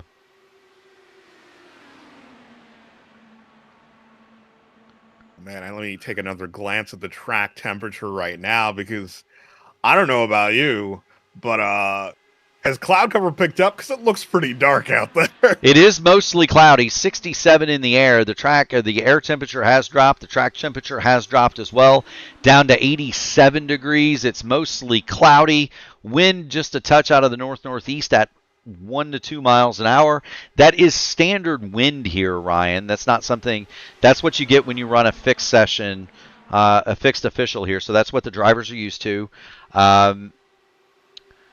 Well, and Maestro's got a good point, right? It went green with 34 to go. If somebody pit with 35, it shouldn't be that hard. The difference is the draft. Primetime John Stellard does not have any help.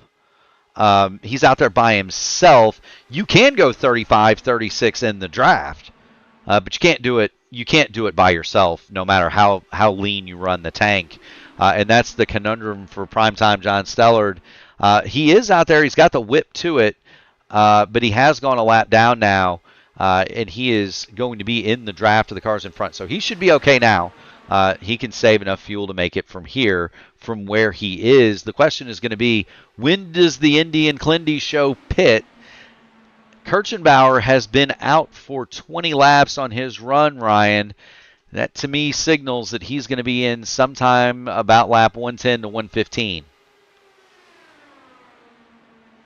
Yeah, that sounds about right.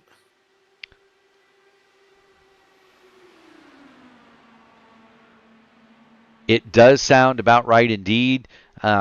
Getting across to lap 90, start lap 99. We are 27 laps from home. Well, this will be 27 laps from home from here. Wade and Clinworth battling for second. Kirchenbauer continues to hold the lead, but the question is, how much petrol do they have in the tank? We don't think anybody up here, Clinworth, for example, would have to do 41 laps on a tank to make it. Sheridan Wade is an interesting one. He would be 39. Same for Albrecht. Same for Gallas. Same for Campbell. William Holman. And here comes Albrecht. He's not even going to attempt it, Ryan. He's going to just stop and do what Wags did, which is get out by himself and see if he can't just lay down fast laps. Yeah. It's especially useful now once you know that most of the field does have to come in for another stop. It is. The cars that we're interested in that we think can make it back here. Matthew Carroll has driven away, so he is not in a drafting situation.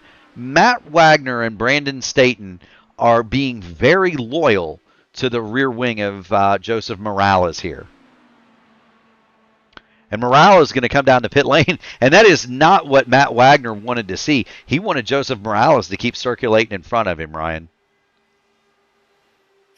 Yeah, just to try to just save anything. Yeah, I mean, he's wanting to draft anything that moves.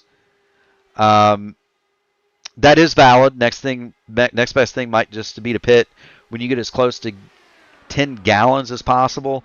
That's also valid because the tires take about 10 gallons. Carroll's tactician, or tactical genius, has ensured his victory in this race. There's Matthew Carroll. He is right tucked up under the rear wing of Will Stearns, or close enough to be in the draft. And he is one of those cars that stopped under that last yellow, although he did not come back in and top up Ryan. So he's got an extra caution lap under his belt. But Carroll, and get on board, and you're audibly going to be able to hear him saving.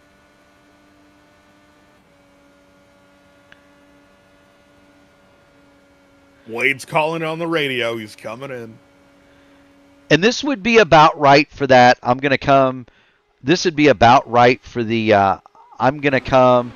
Woo-hoo-hoo, he was sideways getting in. This is about right for the I'm going to come when I can get 10 gallons situation. Sheridan Wade had been out for 18 laps. That's about right. It's a little bit more than half a tank. Tank here is 18 and a half, so that would be about right for half a tank, Ryan, wouldn't you say? Yeah, he's in that range. Right, and that's essentially the tire stop is 10 to 11 gallons. Kirchenbauer is going to peel off. He will come to the pit lane. That'll leave Kyle Clinworth in the lead. He's got primetime John Stellard behind him, and then Hugo Gallas will get promoted to second. Gallas is 19 laps into his current run.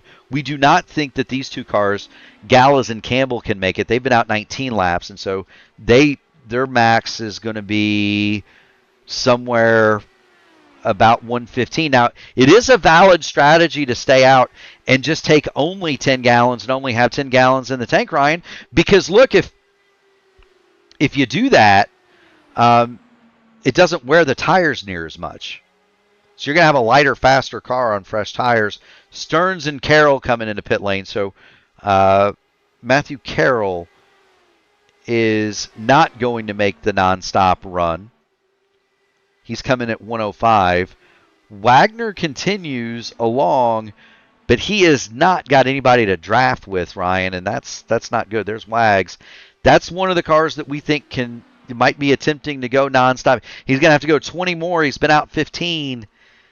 It's awfully tough to do when you don't have anybody to draft with.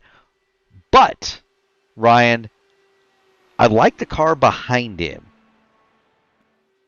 Brandon Staton is on that same fuel strategy, and he has the benefit of the draft. I will say this. Those two cars are lapping 0.6 of a second slower, a full second a lap slower that last time than Clinworth in the lead. Yeah, the only way that Satin can make this work is if he does not come in at all. If they need to bail out, it's over. Yeah, and they won't finish any better than they'll finish at the back of the lead lap if they have to bail. Now the back of the lead lap is 10th, but they'll finish at the very back of that if they have to bail on this, Ryan. But it is very intriguing indeed. I do want to thank everybody for tuning in. If you haven't already done it, make sure you hit the like button on the video, ring the bell, subscribe to the channel so that you can get in on all of the iRacing fun. You're watching the season finale of the Horizon IndyCar Series. Mark Murphy, Ryan Eric King with you. It is the Taupe Soaps 250, although in reality it's 312 miles. It is the Taupe Soaps 250 at Indianapolis, the Taupe Soaps 312. If you'd like to get yourself a Pato Award or David Malukas shaped soap, by all means, taupesoaps.com, put in the promo code Horizon, and you will be rewarded with a buy one, get one free deal. There is nothing my wife loves more than going to the bathroom, Ryan, and having to look at Pato Awards, looking back at her. It is tremendous. It is healthy. It is amazing. Kyle Clinworth has allowed primetime John Stellard to go back by him, and I think that might be a tactical move from Clinton. No, he's swapping with Stellard. Okay. Which they can do. Primetime John Stellard is on new tires. He last stopped 13 laps ago, and so that car would be just as quick as Clinworth, if not quicker. But I don't think Clindy's going to come in. I think he's going to use the draft here from primetime John Stellard. The cars that stopped,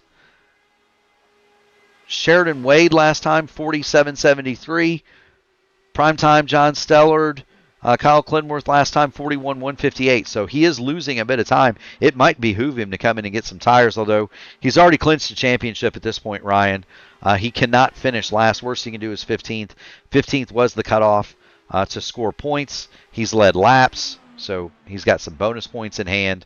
The championship will belong to Kyle Clinworth now that we've had some retirements. But interesting to see how this plays out. Clinworth going to come in.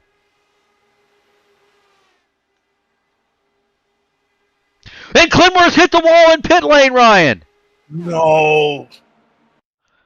Here he is coming to pit lane.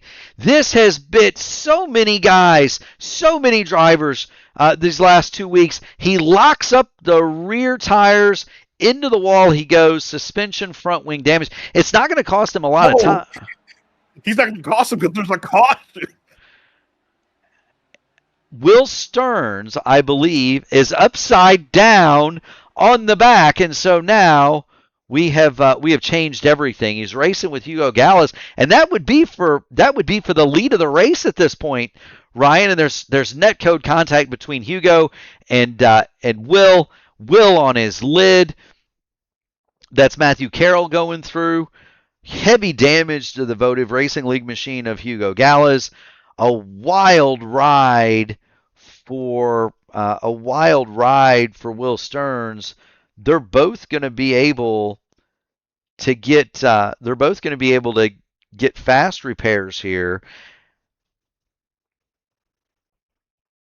But now we change everything again. Do Wagner and Staten even pit here, Ryan? There's the contact. And there's I'd push the chips across the table, go all in. We stayed out this long, ride it out. Yeah. Now, obviously, Hugo's going to pit here. Obviously, Hugo Gallas is going to pit. Pretty much everybody else in the field, has made their final stop. The only question is whether Wagner and Staten decide to bring their cars down pit lane. It was perfect timing for Kyle Clinworth, but for the spin, he will wind up 9th on this restart, barring anybody wanting to pit. And then if you're John Stellard, you're going to be back on the lead lap. You come in and take tires. Some of these guys toward the back in the lead lap, they might want to come get 4 tires. They don't need fuel. But you can't take them with you. You've already paid the tire bill. You might as well. This is going to be good. Who's coming in? There's Hugo. Chris Albrecht, Andrew Surwack, and primetime John Stellard are going to pit. Everybody else stays out. Well, no, it's not, Rick, it's not that he lost time from the pit stop. It's that he lost time from the actual spin. So his time on pit lane was several seconds longer because of the spin itself getting to the box, not the time in the box. Time in the box was the best in the field, but his time on pit lane was 3 seconds longer than everybody else because he spun the car. If that makes sense to everybody out there.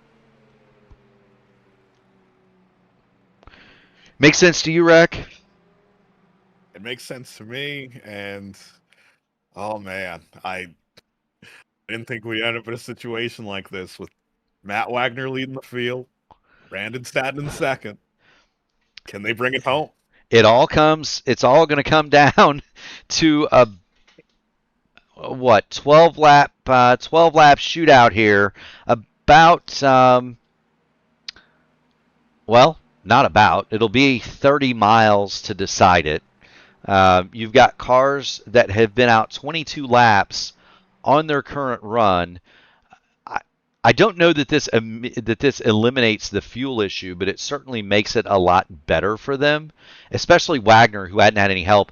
I would venture a guess to say Brandon Staten is probably good, and we know Wade and everybody behind him is all good. We also know that there are tires available and coming from Gallas, Albrecht, Stellard, Morales. Will Stearns has hit the pit lane, taking his fast repair. He'll be 1 lap down. Andrew Surwack 6 laps down on the course. Gary Lovern has been on pit lane 22 minutes. He will not be returning, I don't believe. So the worst anybody can finish now is 14th, and this is going to be interesting. Why would Albrecht pit tires, right? He only lost 2 spots, but he's got brand new tires, and in the pack, your car is going to handle much better on light fuel and new tires than cars that are out there and around you on 10-lap old tires, Ryan. Yeah, and you could push far better through dirty air on fresh tires. Right, you can, and you also don't have to worry. About literally torching them with the tools. So you can move the bars as aggressively, the weight jacker as aggressively as you want. Whereas the guys that have already heat cycled on the tires, they're not able to be as aggressive with the tools. They're going to be able to be as aggressive with their moves. So Clinworth, Gallas, Albrecht, Stellard, and Morales all have a huge advantage in that regard. Wagner has the lead. Can he hold it for 12 laps? That's the question. Yeah, though ideally for on fresh tires, you got to start making moves early. You don't want to give the time. You don't want to give the field time to start spreading out. You do not. Field filing through turn 3 through turn 4. They're going to be under the command of Matt Wagner, and we're going to get ready to go back to green flag action, Ryan. 12 laps to decide it in Indianapolis in the Horizon IndyCar Series finale. It's been a huge crowd here. We want to thank everybody in attendance. Hit the like button, hit the subscribe button, and you can see this all the time. Green flag is out. Safely through turn 1. Wagner got a pretty good jump. They've relegated Satan to the outside. Kirchenbauer is coming through along with Sheridan Wade, and now Wags has no friends at the front. All the way down to the backstretch, the Dragon has started. It's Sheridan Wade to the top. And Wagner turned his car into a lawnmower briefly. He did. Matty Wagner got onto the grass. Wade and Kirchenbauer lead it. Wagner holds third. Here comes Clinworth. He's going to try to get to the podium behind corporate mate Kirchenbauer, who's going for the lead.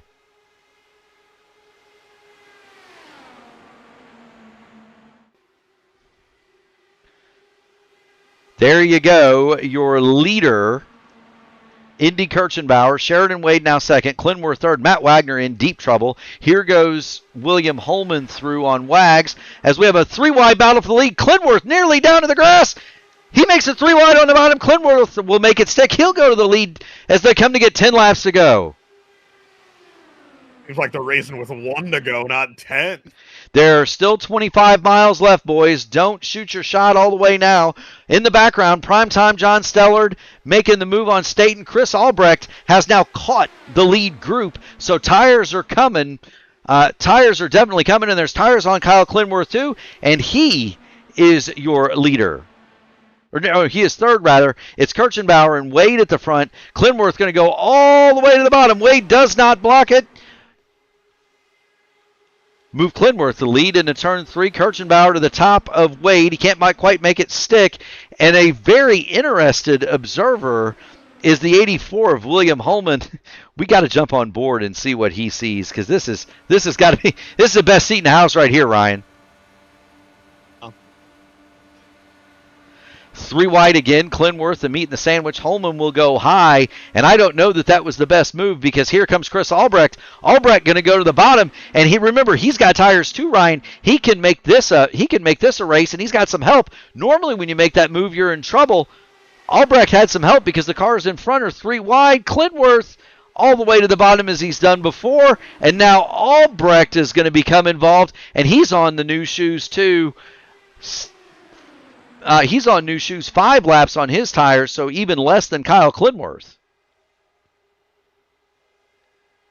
Yeah, and we're seeing some big swings out in front, and I'm fearful that someone's gonna miss and we're gonna see a plane crash.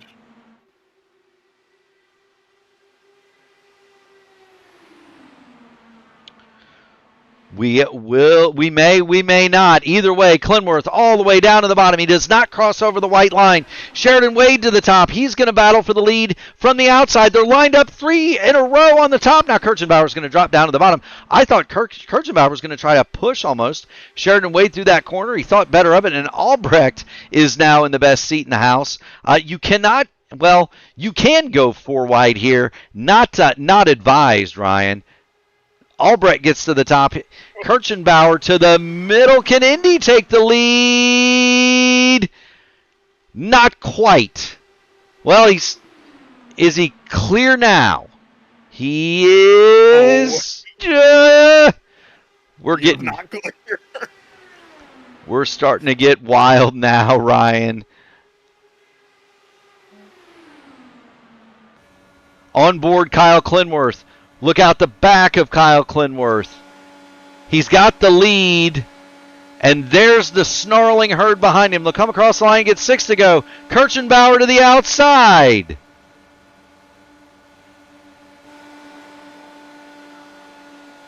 Primetime John Stellard has now joined the fight. He's up to 5th.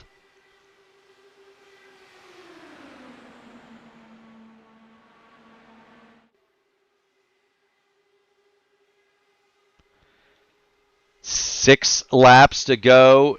Contact wheel to wheel. Everybody continues in the same direction. 3 wide through turn 3. Sheridan Wade exits 3. He'll exit 4 as the leader. He's got Kirchenbauer behind him. Clintworth on the top.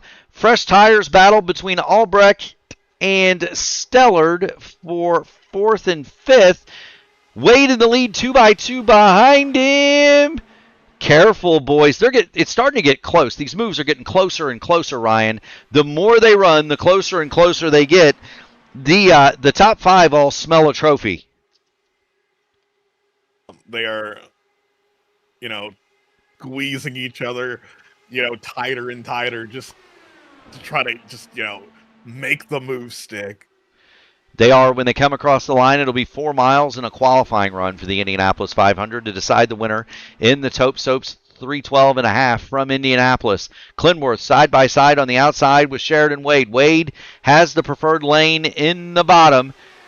And we've got contact! Indy Kirchenbauer saved it, and now Stellard is around. All right, man. Yellow light. Caution is out. And we're going to get a green checkered scenario for the win at Indianapolis.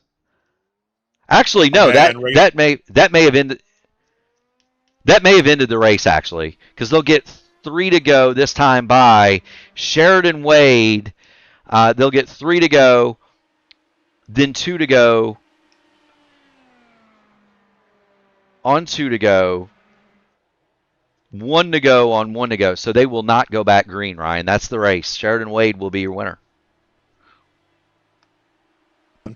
What a way to end it. What a way to end. Unless the only thing that can save this is if race control decides to shorten the caution, and we've got you posted on the race control radios. We need to go back and have a look at Primetime John Stellard and the incident that ended. I don't think race control is aware of that option. So we'll see if they decide to shorten it. Here's the incident as it unfolded. They were going 4 wide, Ryan, through there, and you knew something had to give. Here's Primetime John Stellard.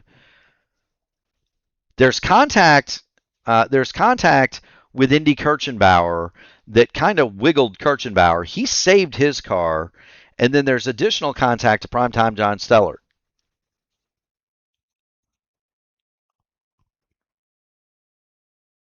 Yeah, because when I saw Indy save it, I thought we were going to get to the end. I did not anticipate that we'd see the second accident. Yeah, so there's the contact between Kirchenbauer and Stellard. Indy made a miraculous save. Stellard's trying to get off of him and hits the grass. And that's what triggers his spin. Very light contact with the outside wall. Stellard backwards. But that's enough to bring out the yellow light, and we are under the caution flag. 2 to go. Lights are still on the pace car, and we are not going to get the green flag. A comment from Clenworth in the chat, the driver's chat. Oh no, no Penske red flag this time. You know it is. I think that was close enough to the finish where they would not have red flagged the actual race. I think the rule is there has to be more than 5 laps to go. It has to be under 10, but more than 5. Is that the published rule? Because they have to give everybody a chance to pit, and so you need at least 2 caution flag. So I think it's 5 to go is the cutoff. Anything less than that, there's no red. But yeah, it's just basically to avoid there being a single lap sprint, even though that can happen. Right. So anything less than 5 to go, it would end. Here in iRacing, it's 4 to go or less because there's not enough time to have. You have to have the caution car pick up the field. That's a lap. Then you got to open the pits the next lap. Then you got to open it for the lap cars. You've got to let the lucky dog around. In ordinary times, ordinarily this would be 1 to go right here. I suppose it's possible the sim could throw the green flag. And just have a sprint from, and you see that in F1 from time to time, have a sprint from the restart zone to the flag. Yes, that it was possible once upon a time in F1, but now they too can throw a red flag and have a standing restart. White flag is out. The lights are atop the pace car. We are not going to have the sprint from the restart zone to the line. Sheridan Wade will be your winner. Kyle Clenworth will claim second and the championship. Indy Kirchenbauer will be third. Chris Albrecht and William Holman round out the top 5. Wayne Campbell, Hugo Gallows, Matt Wagner, Matt Carroll, and Brandon Staton, the remainder of the top 10. Joseph Morales, a fine 11th. And primetime John Stellard rounds out the lead lap in 12th. Will Stearns will be credited with 13th. Andrew Surwack, 14th. From 15th on back, Lover, Mitchum, Highsong, and Fields all retired for this one. But the Indy 1 machine of Sheridan Wade is going to score what I would think to be his biggest iRacing victory to this point, either official or otherwise.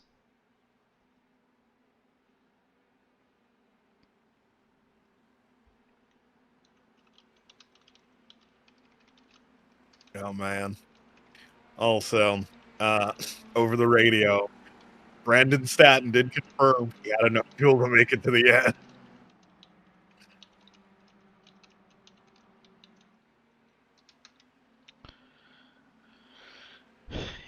And that's it's a great what if for Staton. I don't know that he was going fast enough, Ryan, to really mount a charge, to be able to make that effective, because he was like a second a lap slower.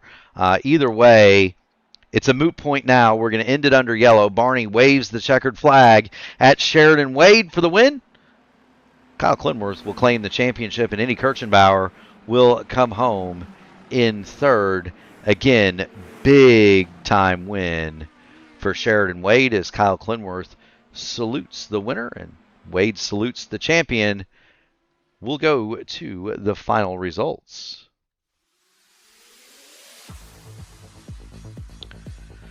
Sheridan Wade wins the Topsos 312 from Kyle Clenworth and Indy Kirchenbauer. That is your podium. Chris Albrecht fourth, William Holman a fine fifth. Wayne Campbell, he's been running pretty good lately. Horizon Area 51, he brings it home sixth, followed by Hugo Gallows, Matt Wagner, Matthew Carroll, and Brandon Staton. In 11th, Joseph Morales, prime time. John Stellard is 12th. Will Stearns, 13th. Andrew Surwack, 14th. Gary Lovern, 15th. Mason Mitchum, Jeff Highsong, and Nate Fields also out of the race. They will be 16th through 18th. We'll get the results off the screen, and I wonder, does he do the donuts or does he just park it, Ryan? Oh, let's see. There he is. He got it angled. There we go. We're gonna spin out now. Big win for Sheridan Wade, and we came into this one.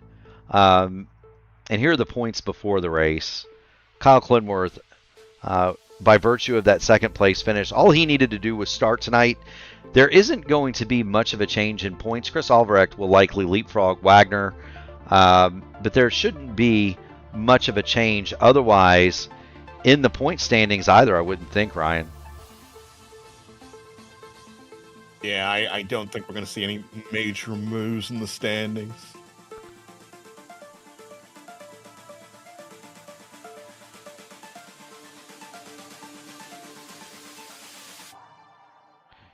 Get some replays queued up here, but that's more or less how the Horizon IndyCar Series is going to finish in the points. We'll get those point standings out of here, and we'll bring in Indy Kirchenbauer once they arrive. Kirchenbauer and Clinworth, as well as Sheridan Wade, they all run in different discords, and so we'll give those guys a chance to get into the interview room. There's Sheridan Wade. There's Clindy just waiting on Indy. So we'll have the Clindy and Indy show here momentarily, and we will interview Clindy last since he is the champion. He'll get the champion's interview. There's Indy Kirchenbauer. Indy, you've got Murph. You've got Ryan Eric King in the P1 broadcasting booth. You got a copy? Yeah, I got a copy. So you came in with a chip and a chair. Not much more than a chip, but you had one. You did everything you could. You were at the front the entire night. You wind up third. Talk us through your race a little bit in the evolving strategies. At one point you were saving. At one point you were going. At one point you were saving. Then you win again. Talk us through the strategy there. Yeah, it was just the first one I was planning on saving, seeing if it would go. No yellows did not happen, so I just decided to back it down after after the first yellow. I just decided to go flat out, and I just kind of messed up on pit exit on that last stop, and yeah, it's just to kind of just put my car in the wrong spot. It's just lucky I was able to save that. Yeah, that was a miraculous save. I'd shudder to think how much opposite lock you were able to put in that thing and get away with it. How about it, Ryan Eric King? Yeah, I was for sure that you were going to go around, but you just held it just right, and I thought we were going to see the checkered flag, but someone else went around.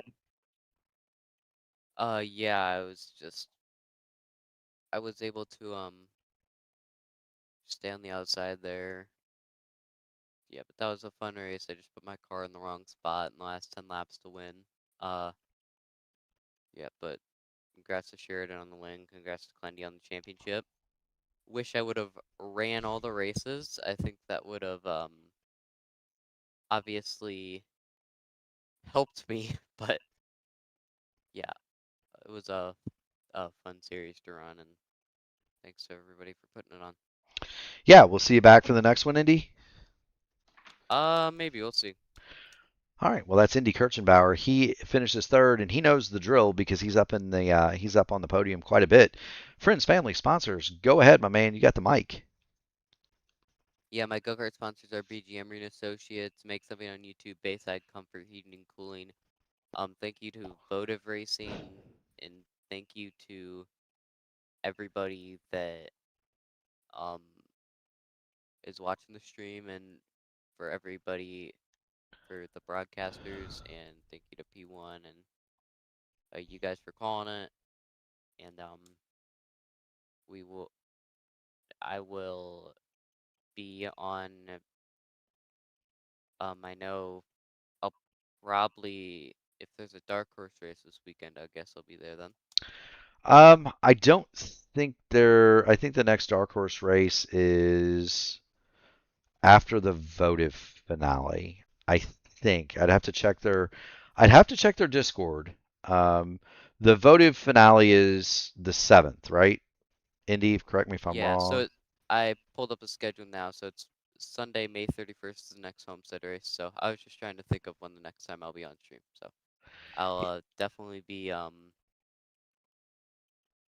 I'll hopefully to get some more podiums before then. Yeah, there you go, man. Well, thank you so much for stopping in. Keep going fast and having fun, buddy. Yep, thank you. Absolutely. That's Indy Kirchenbauer for the winner. Well, where did Sheridan Wade go? He left. That's unfortunate. With that, let's bring in Kyle Clinworth. If Sheridan comes back, he may have had an issue. If he comes back, second place today, but the top step overall, it's Kyle Clinworth. Clindy, you've got Murph, you've got the wreck, Ryan Eric King in the P1 broadcasting booth.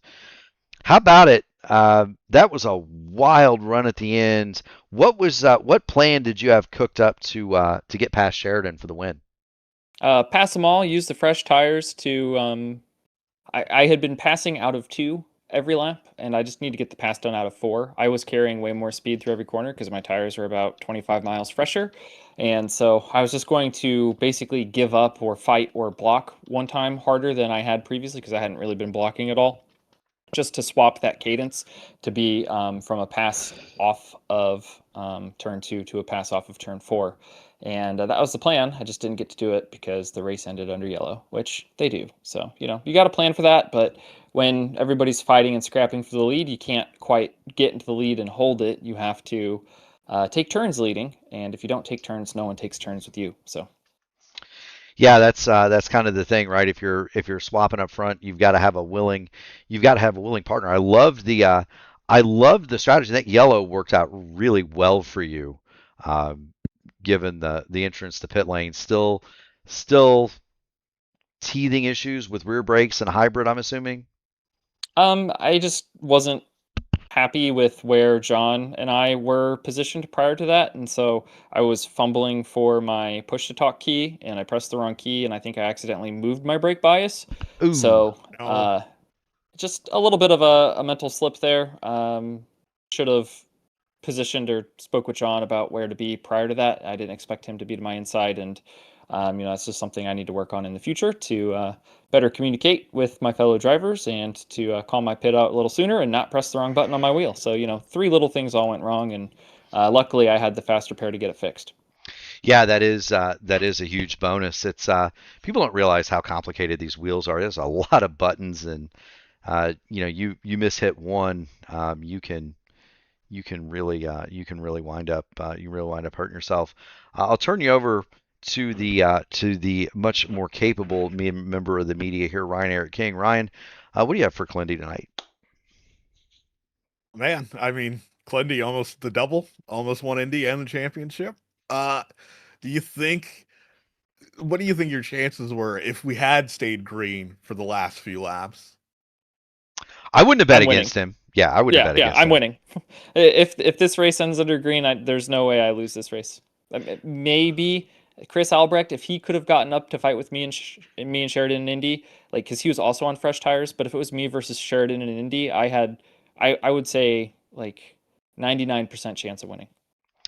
Yeah, I was going to say, Ryan, I wouldn't have bet against him on fresh tires up at the front at the end. It's Clindy's won so much here. It'd be awful hard to do that. With that said, you also claim yourself a championship. So um, this is another one in the books. You got Vor, you've got Ezra, you've got more official titles than you can probably count now. Is there anything left to win that's on the radar that you want to claim the trophy? Well, Murphy, there's the P1 600 coming up in the month of June. It I is. want to win that one real bad. It's on my sister's birthday, so shout out to her. I love her. I'll be seeing her soon. I also want to win the Hoosier 500. I got to keep up with those power slide guys, and I want to win a broadcasted top split Indy 500. I've podiumed one of them. I've led one of them. I just haven't been in the right place at the right time. So fixed is probably my best bet for the next month of May. But we were really, really close in Open this year. If I had qualified as well as Chad and Jesper had qualified, I think I could have done it in Open. Our car was an absolute rocket ship. It was a dream to drive, and I put all of the credit into the whole alliance at all the drivers from Indy Alliance Racing, Satellite, and Rogue Racing. We really worked our tails off there to find every 100th we could in queue. Big shout out to Chad there. He really put his blood, sweat, and tears into letting us all get into the top 33. Or, I mean, I was 35th and got lucky to sneak into the show, but Yeah, I was going to say those of us that missed it didn't miss by much. I mean, it was. I think I was the trailer, and I was 40th. So we put 10 cars in the top 40. That was pretty. That was pretty incredible effort. Yeah, for a community team, we do this for the love of the game. It's like we don't really have it as a full-time or a part-time job. It's just a hobby, right? It's about the best you can help for, just to get out there and kick some butt with your friends and, lament and, kick back a couple cold ones when you get your butts kicked. So that's how it goes. It is indeed. But this season itself has been really incredible. A lot of wins. I had 3 in a row. I was hoping to end the season with 4 in a row, but not everybody can be Jeff Gordon or Jimmy Johnson rip them off 4 in a row. I can't name an IndyCar driver that's won 4 in a row besides Alex Palou. So recency bias there, I guess. Can you help me out with that, Murph? 4 in a row in terms of championships? Oh, races. I'm sure back in the day Foyt might have claim to that, but that would, if it is a claim to that, I'm sure that some of that would have been on dirt. I certainly can't remember anybody that's won 4 in a row.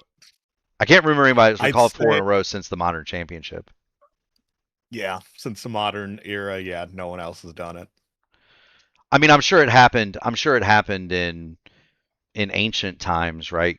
Back when the. I mean, if you consider Champ Car canon, Bourdais done it Bourdais did it one time. Yeah, but that's always going to have the asterisk, right? I mean, I don't put the asterisk there, but there would be some that would put the asterisk there. So maybe Sebastian Bourdais would be the one that had won 4 races in a row. But anyway, either way you look at it, it's an incredible achievement, Clindy. With that, friends, family, sponsors, shout them out. You've got the floor. You've got the trophy. Go ahead, my man. Yeah, first and foremost, thank you so much to Shane Coker. He's going to be my pit stop here, driving home to see the Indy 500 with my mom. So I'll be taking off from his place tomorrow. Wait a minute, you're bringing Paulie with you? Yeah, bringing Paula, P1 Broadcasting's biggest fan to the racetrack for her first Indy 500. So we're not gonna make Paula do the rookie things because I don't want the mom look. But does she get to come to the infield gathering where Stouffer and I occasionally do very fun things with Andrew Wood? If she can keep up, she'll be there. I have a feeling we might be puddle jumping all afternoon, so we might have some extra time to kill in the infield. I wish I was going to the 500 this year. I'm going to miss P1's biggest fan. I know, man. Paula Scory is awesome. There is absolutely not a single doubt about that. But go ahead, Clinty. I hate to interrupt you. Oh, you're okay. But Shane runs the Votive Racing League, and that's the VRL on the side of my car. So we've got our championship race coming up at Indianapolis here. I think it's the first Sunday in June, or maybe a couple Sundays away. It's coming up, and it'll be me versus Anna Klemek there. I think if I win, Klemek has to finish 7th or better to claim the championship. So you're forgetting somebody else that's still. And Mr. Mark Murphy is in the picture, I believe. Mathematically, you two are going to have major trouble, but mathematically, I think if I win the race and you all get minimum points, I still have a shot. Okay, well, I'll play nice with the deer, but if we get hooked in the horns, maybe it'll be Murphy's day. So we'll see there. It would be the likelihood of drawing out I don't know. It'd be likely to drawn out 5 or 6 21s in a row at the blackjack table. I think it's going to be between you two, but I'll have a good seat for it at least.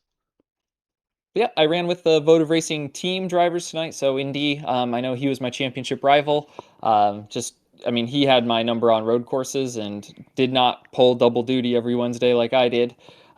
So to perform as well as I did with them in the call and to help them every week and still be able to teach them some things, and not just Indy, but all the VRL drivers. It's been a pleasure racing with them in Horizon this season. And then, of course, big shout out to everybody at the channel for P1 Broadcasting. Big shout out to all of my favorite racing drivers out there in the world. And whether it be Matt Wagner, who was putting on his best Rick Ravon impression there, blocking us all the way down to the grass with a couple at the start of that last stint. Couple of fast dudes who both know how to get it done here. And all my teammates, of course, at the Alliance, and then here, of course. And, of course, to Sheridan Wade. He drove his guts out tonight, and I hope he's back in the interview booth so you guys can talk to him. He is. I think Wags was able to track him down, so we will have a Sheridan Wade interview. For you, Clindy, keep going fast, having fun, buddy. We'll see you at the next one. Yep, absolutely. Thank you, Murph. Yep, that is Kyle Clintworth. He is second today. He wins the championship, and that will bring us to Sheridan Wade. Sheridan Wade is the winner tonight. Sheridan, you've got Murph and you've got Ryan Eric King in the P1 broadcasting booth. You got a copy? Sheridan Wade, you've got Murph, you've got Ryan Eric King in the P1 broadcasting booth. Can you hear us?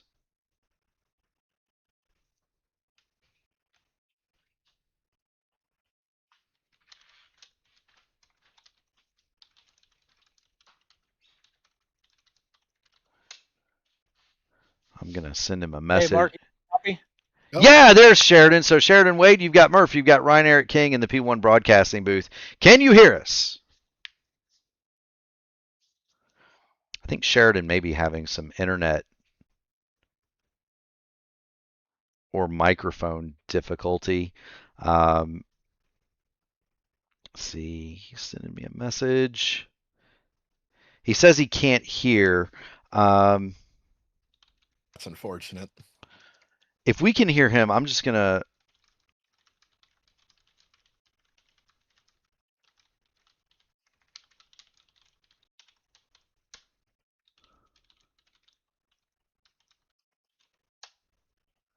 Hello?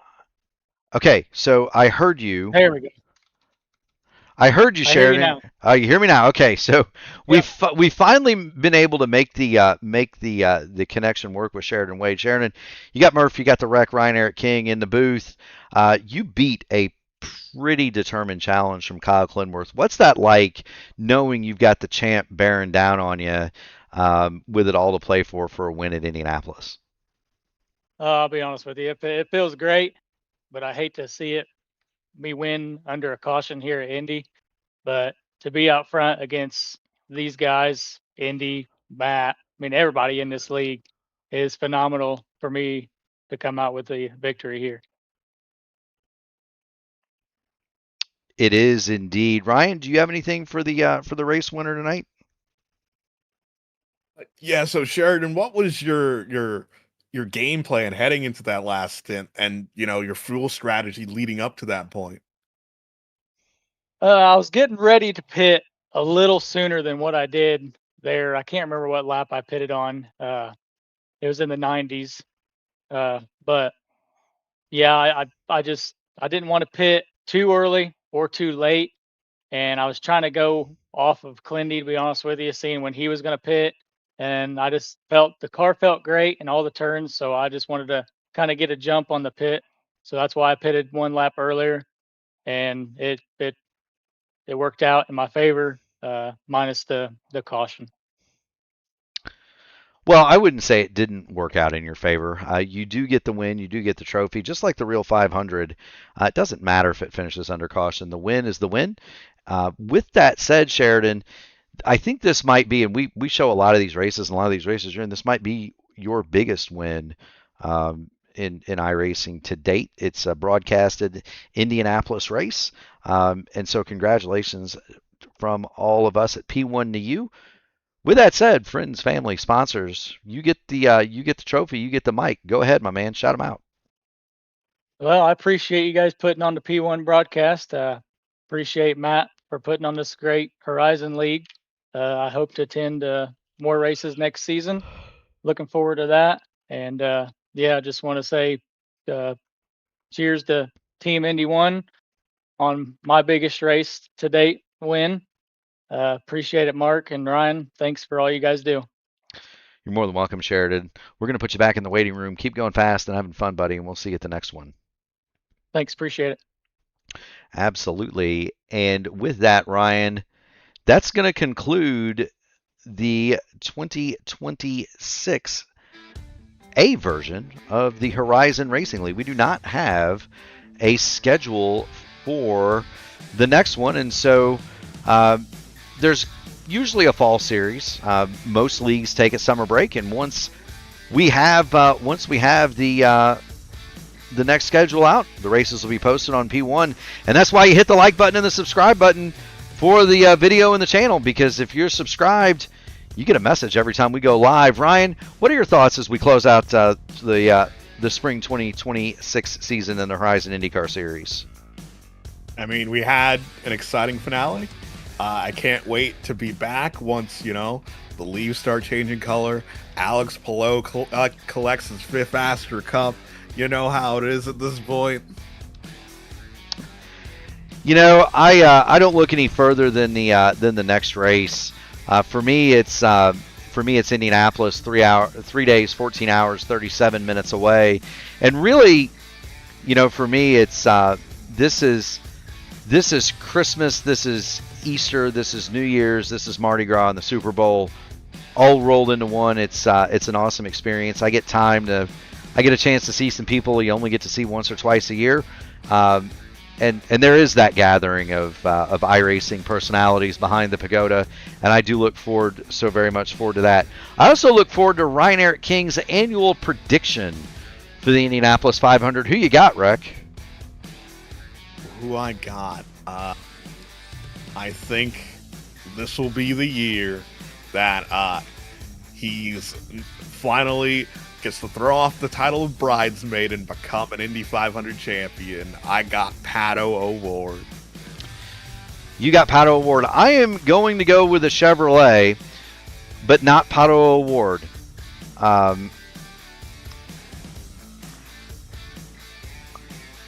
Dare I say we could see AJ Foyt back in victory lane. I'm going to take Santino Ferrucci.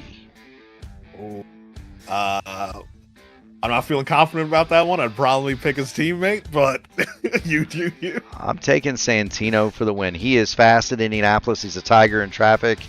And he's got a pretty fast car. I think he's starting in the second row. So we'll see.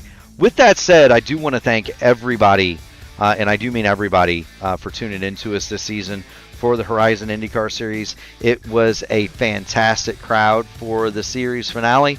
Do want to thank our sponsors, 40racewear.com and topessoaps.com, for all they do to support the series. I want to thank the drivers for all that they did this season. This series never failed to produce the excitement. But most of all, I really want to thank, as we head into Memorial Day, the people who really make it possible, especially the military, all of those who have gone before and given the ultimate sacrifice so that we may be free. We thank them. We also thank the policemen, the firemen, the EMTs driving the ambulance, and Ryan Eric King. You got to thank the nurse that unloads you when you get there. From the bottom of our hearts, we thank them all, and I will see you tomorrow night for the AMA Outland Custom Arms Grand National Series. Have a great one, everybody.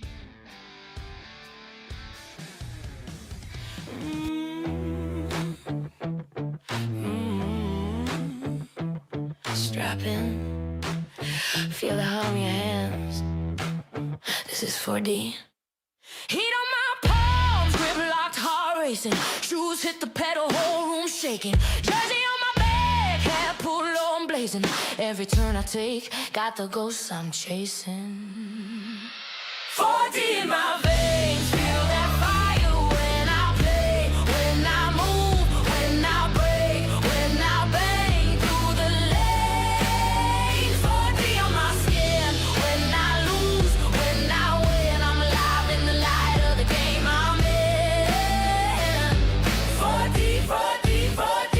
It's different. Yeah. That's winning.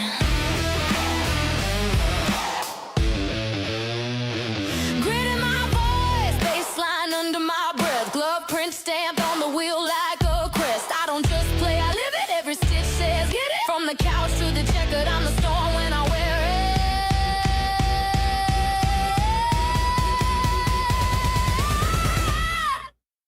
40 in my veins.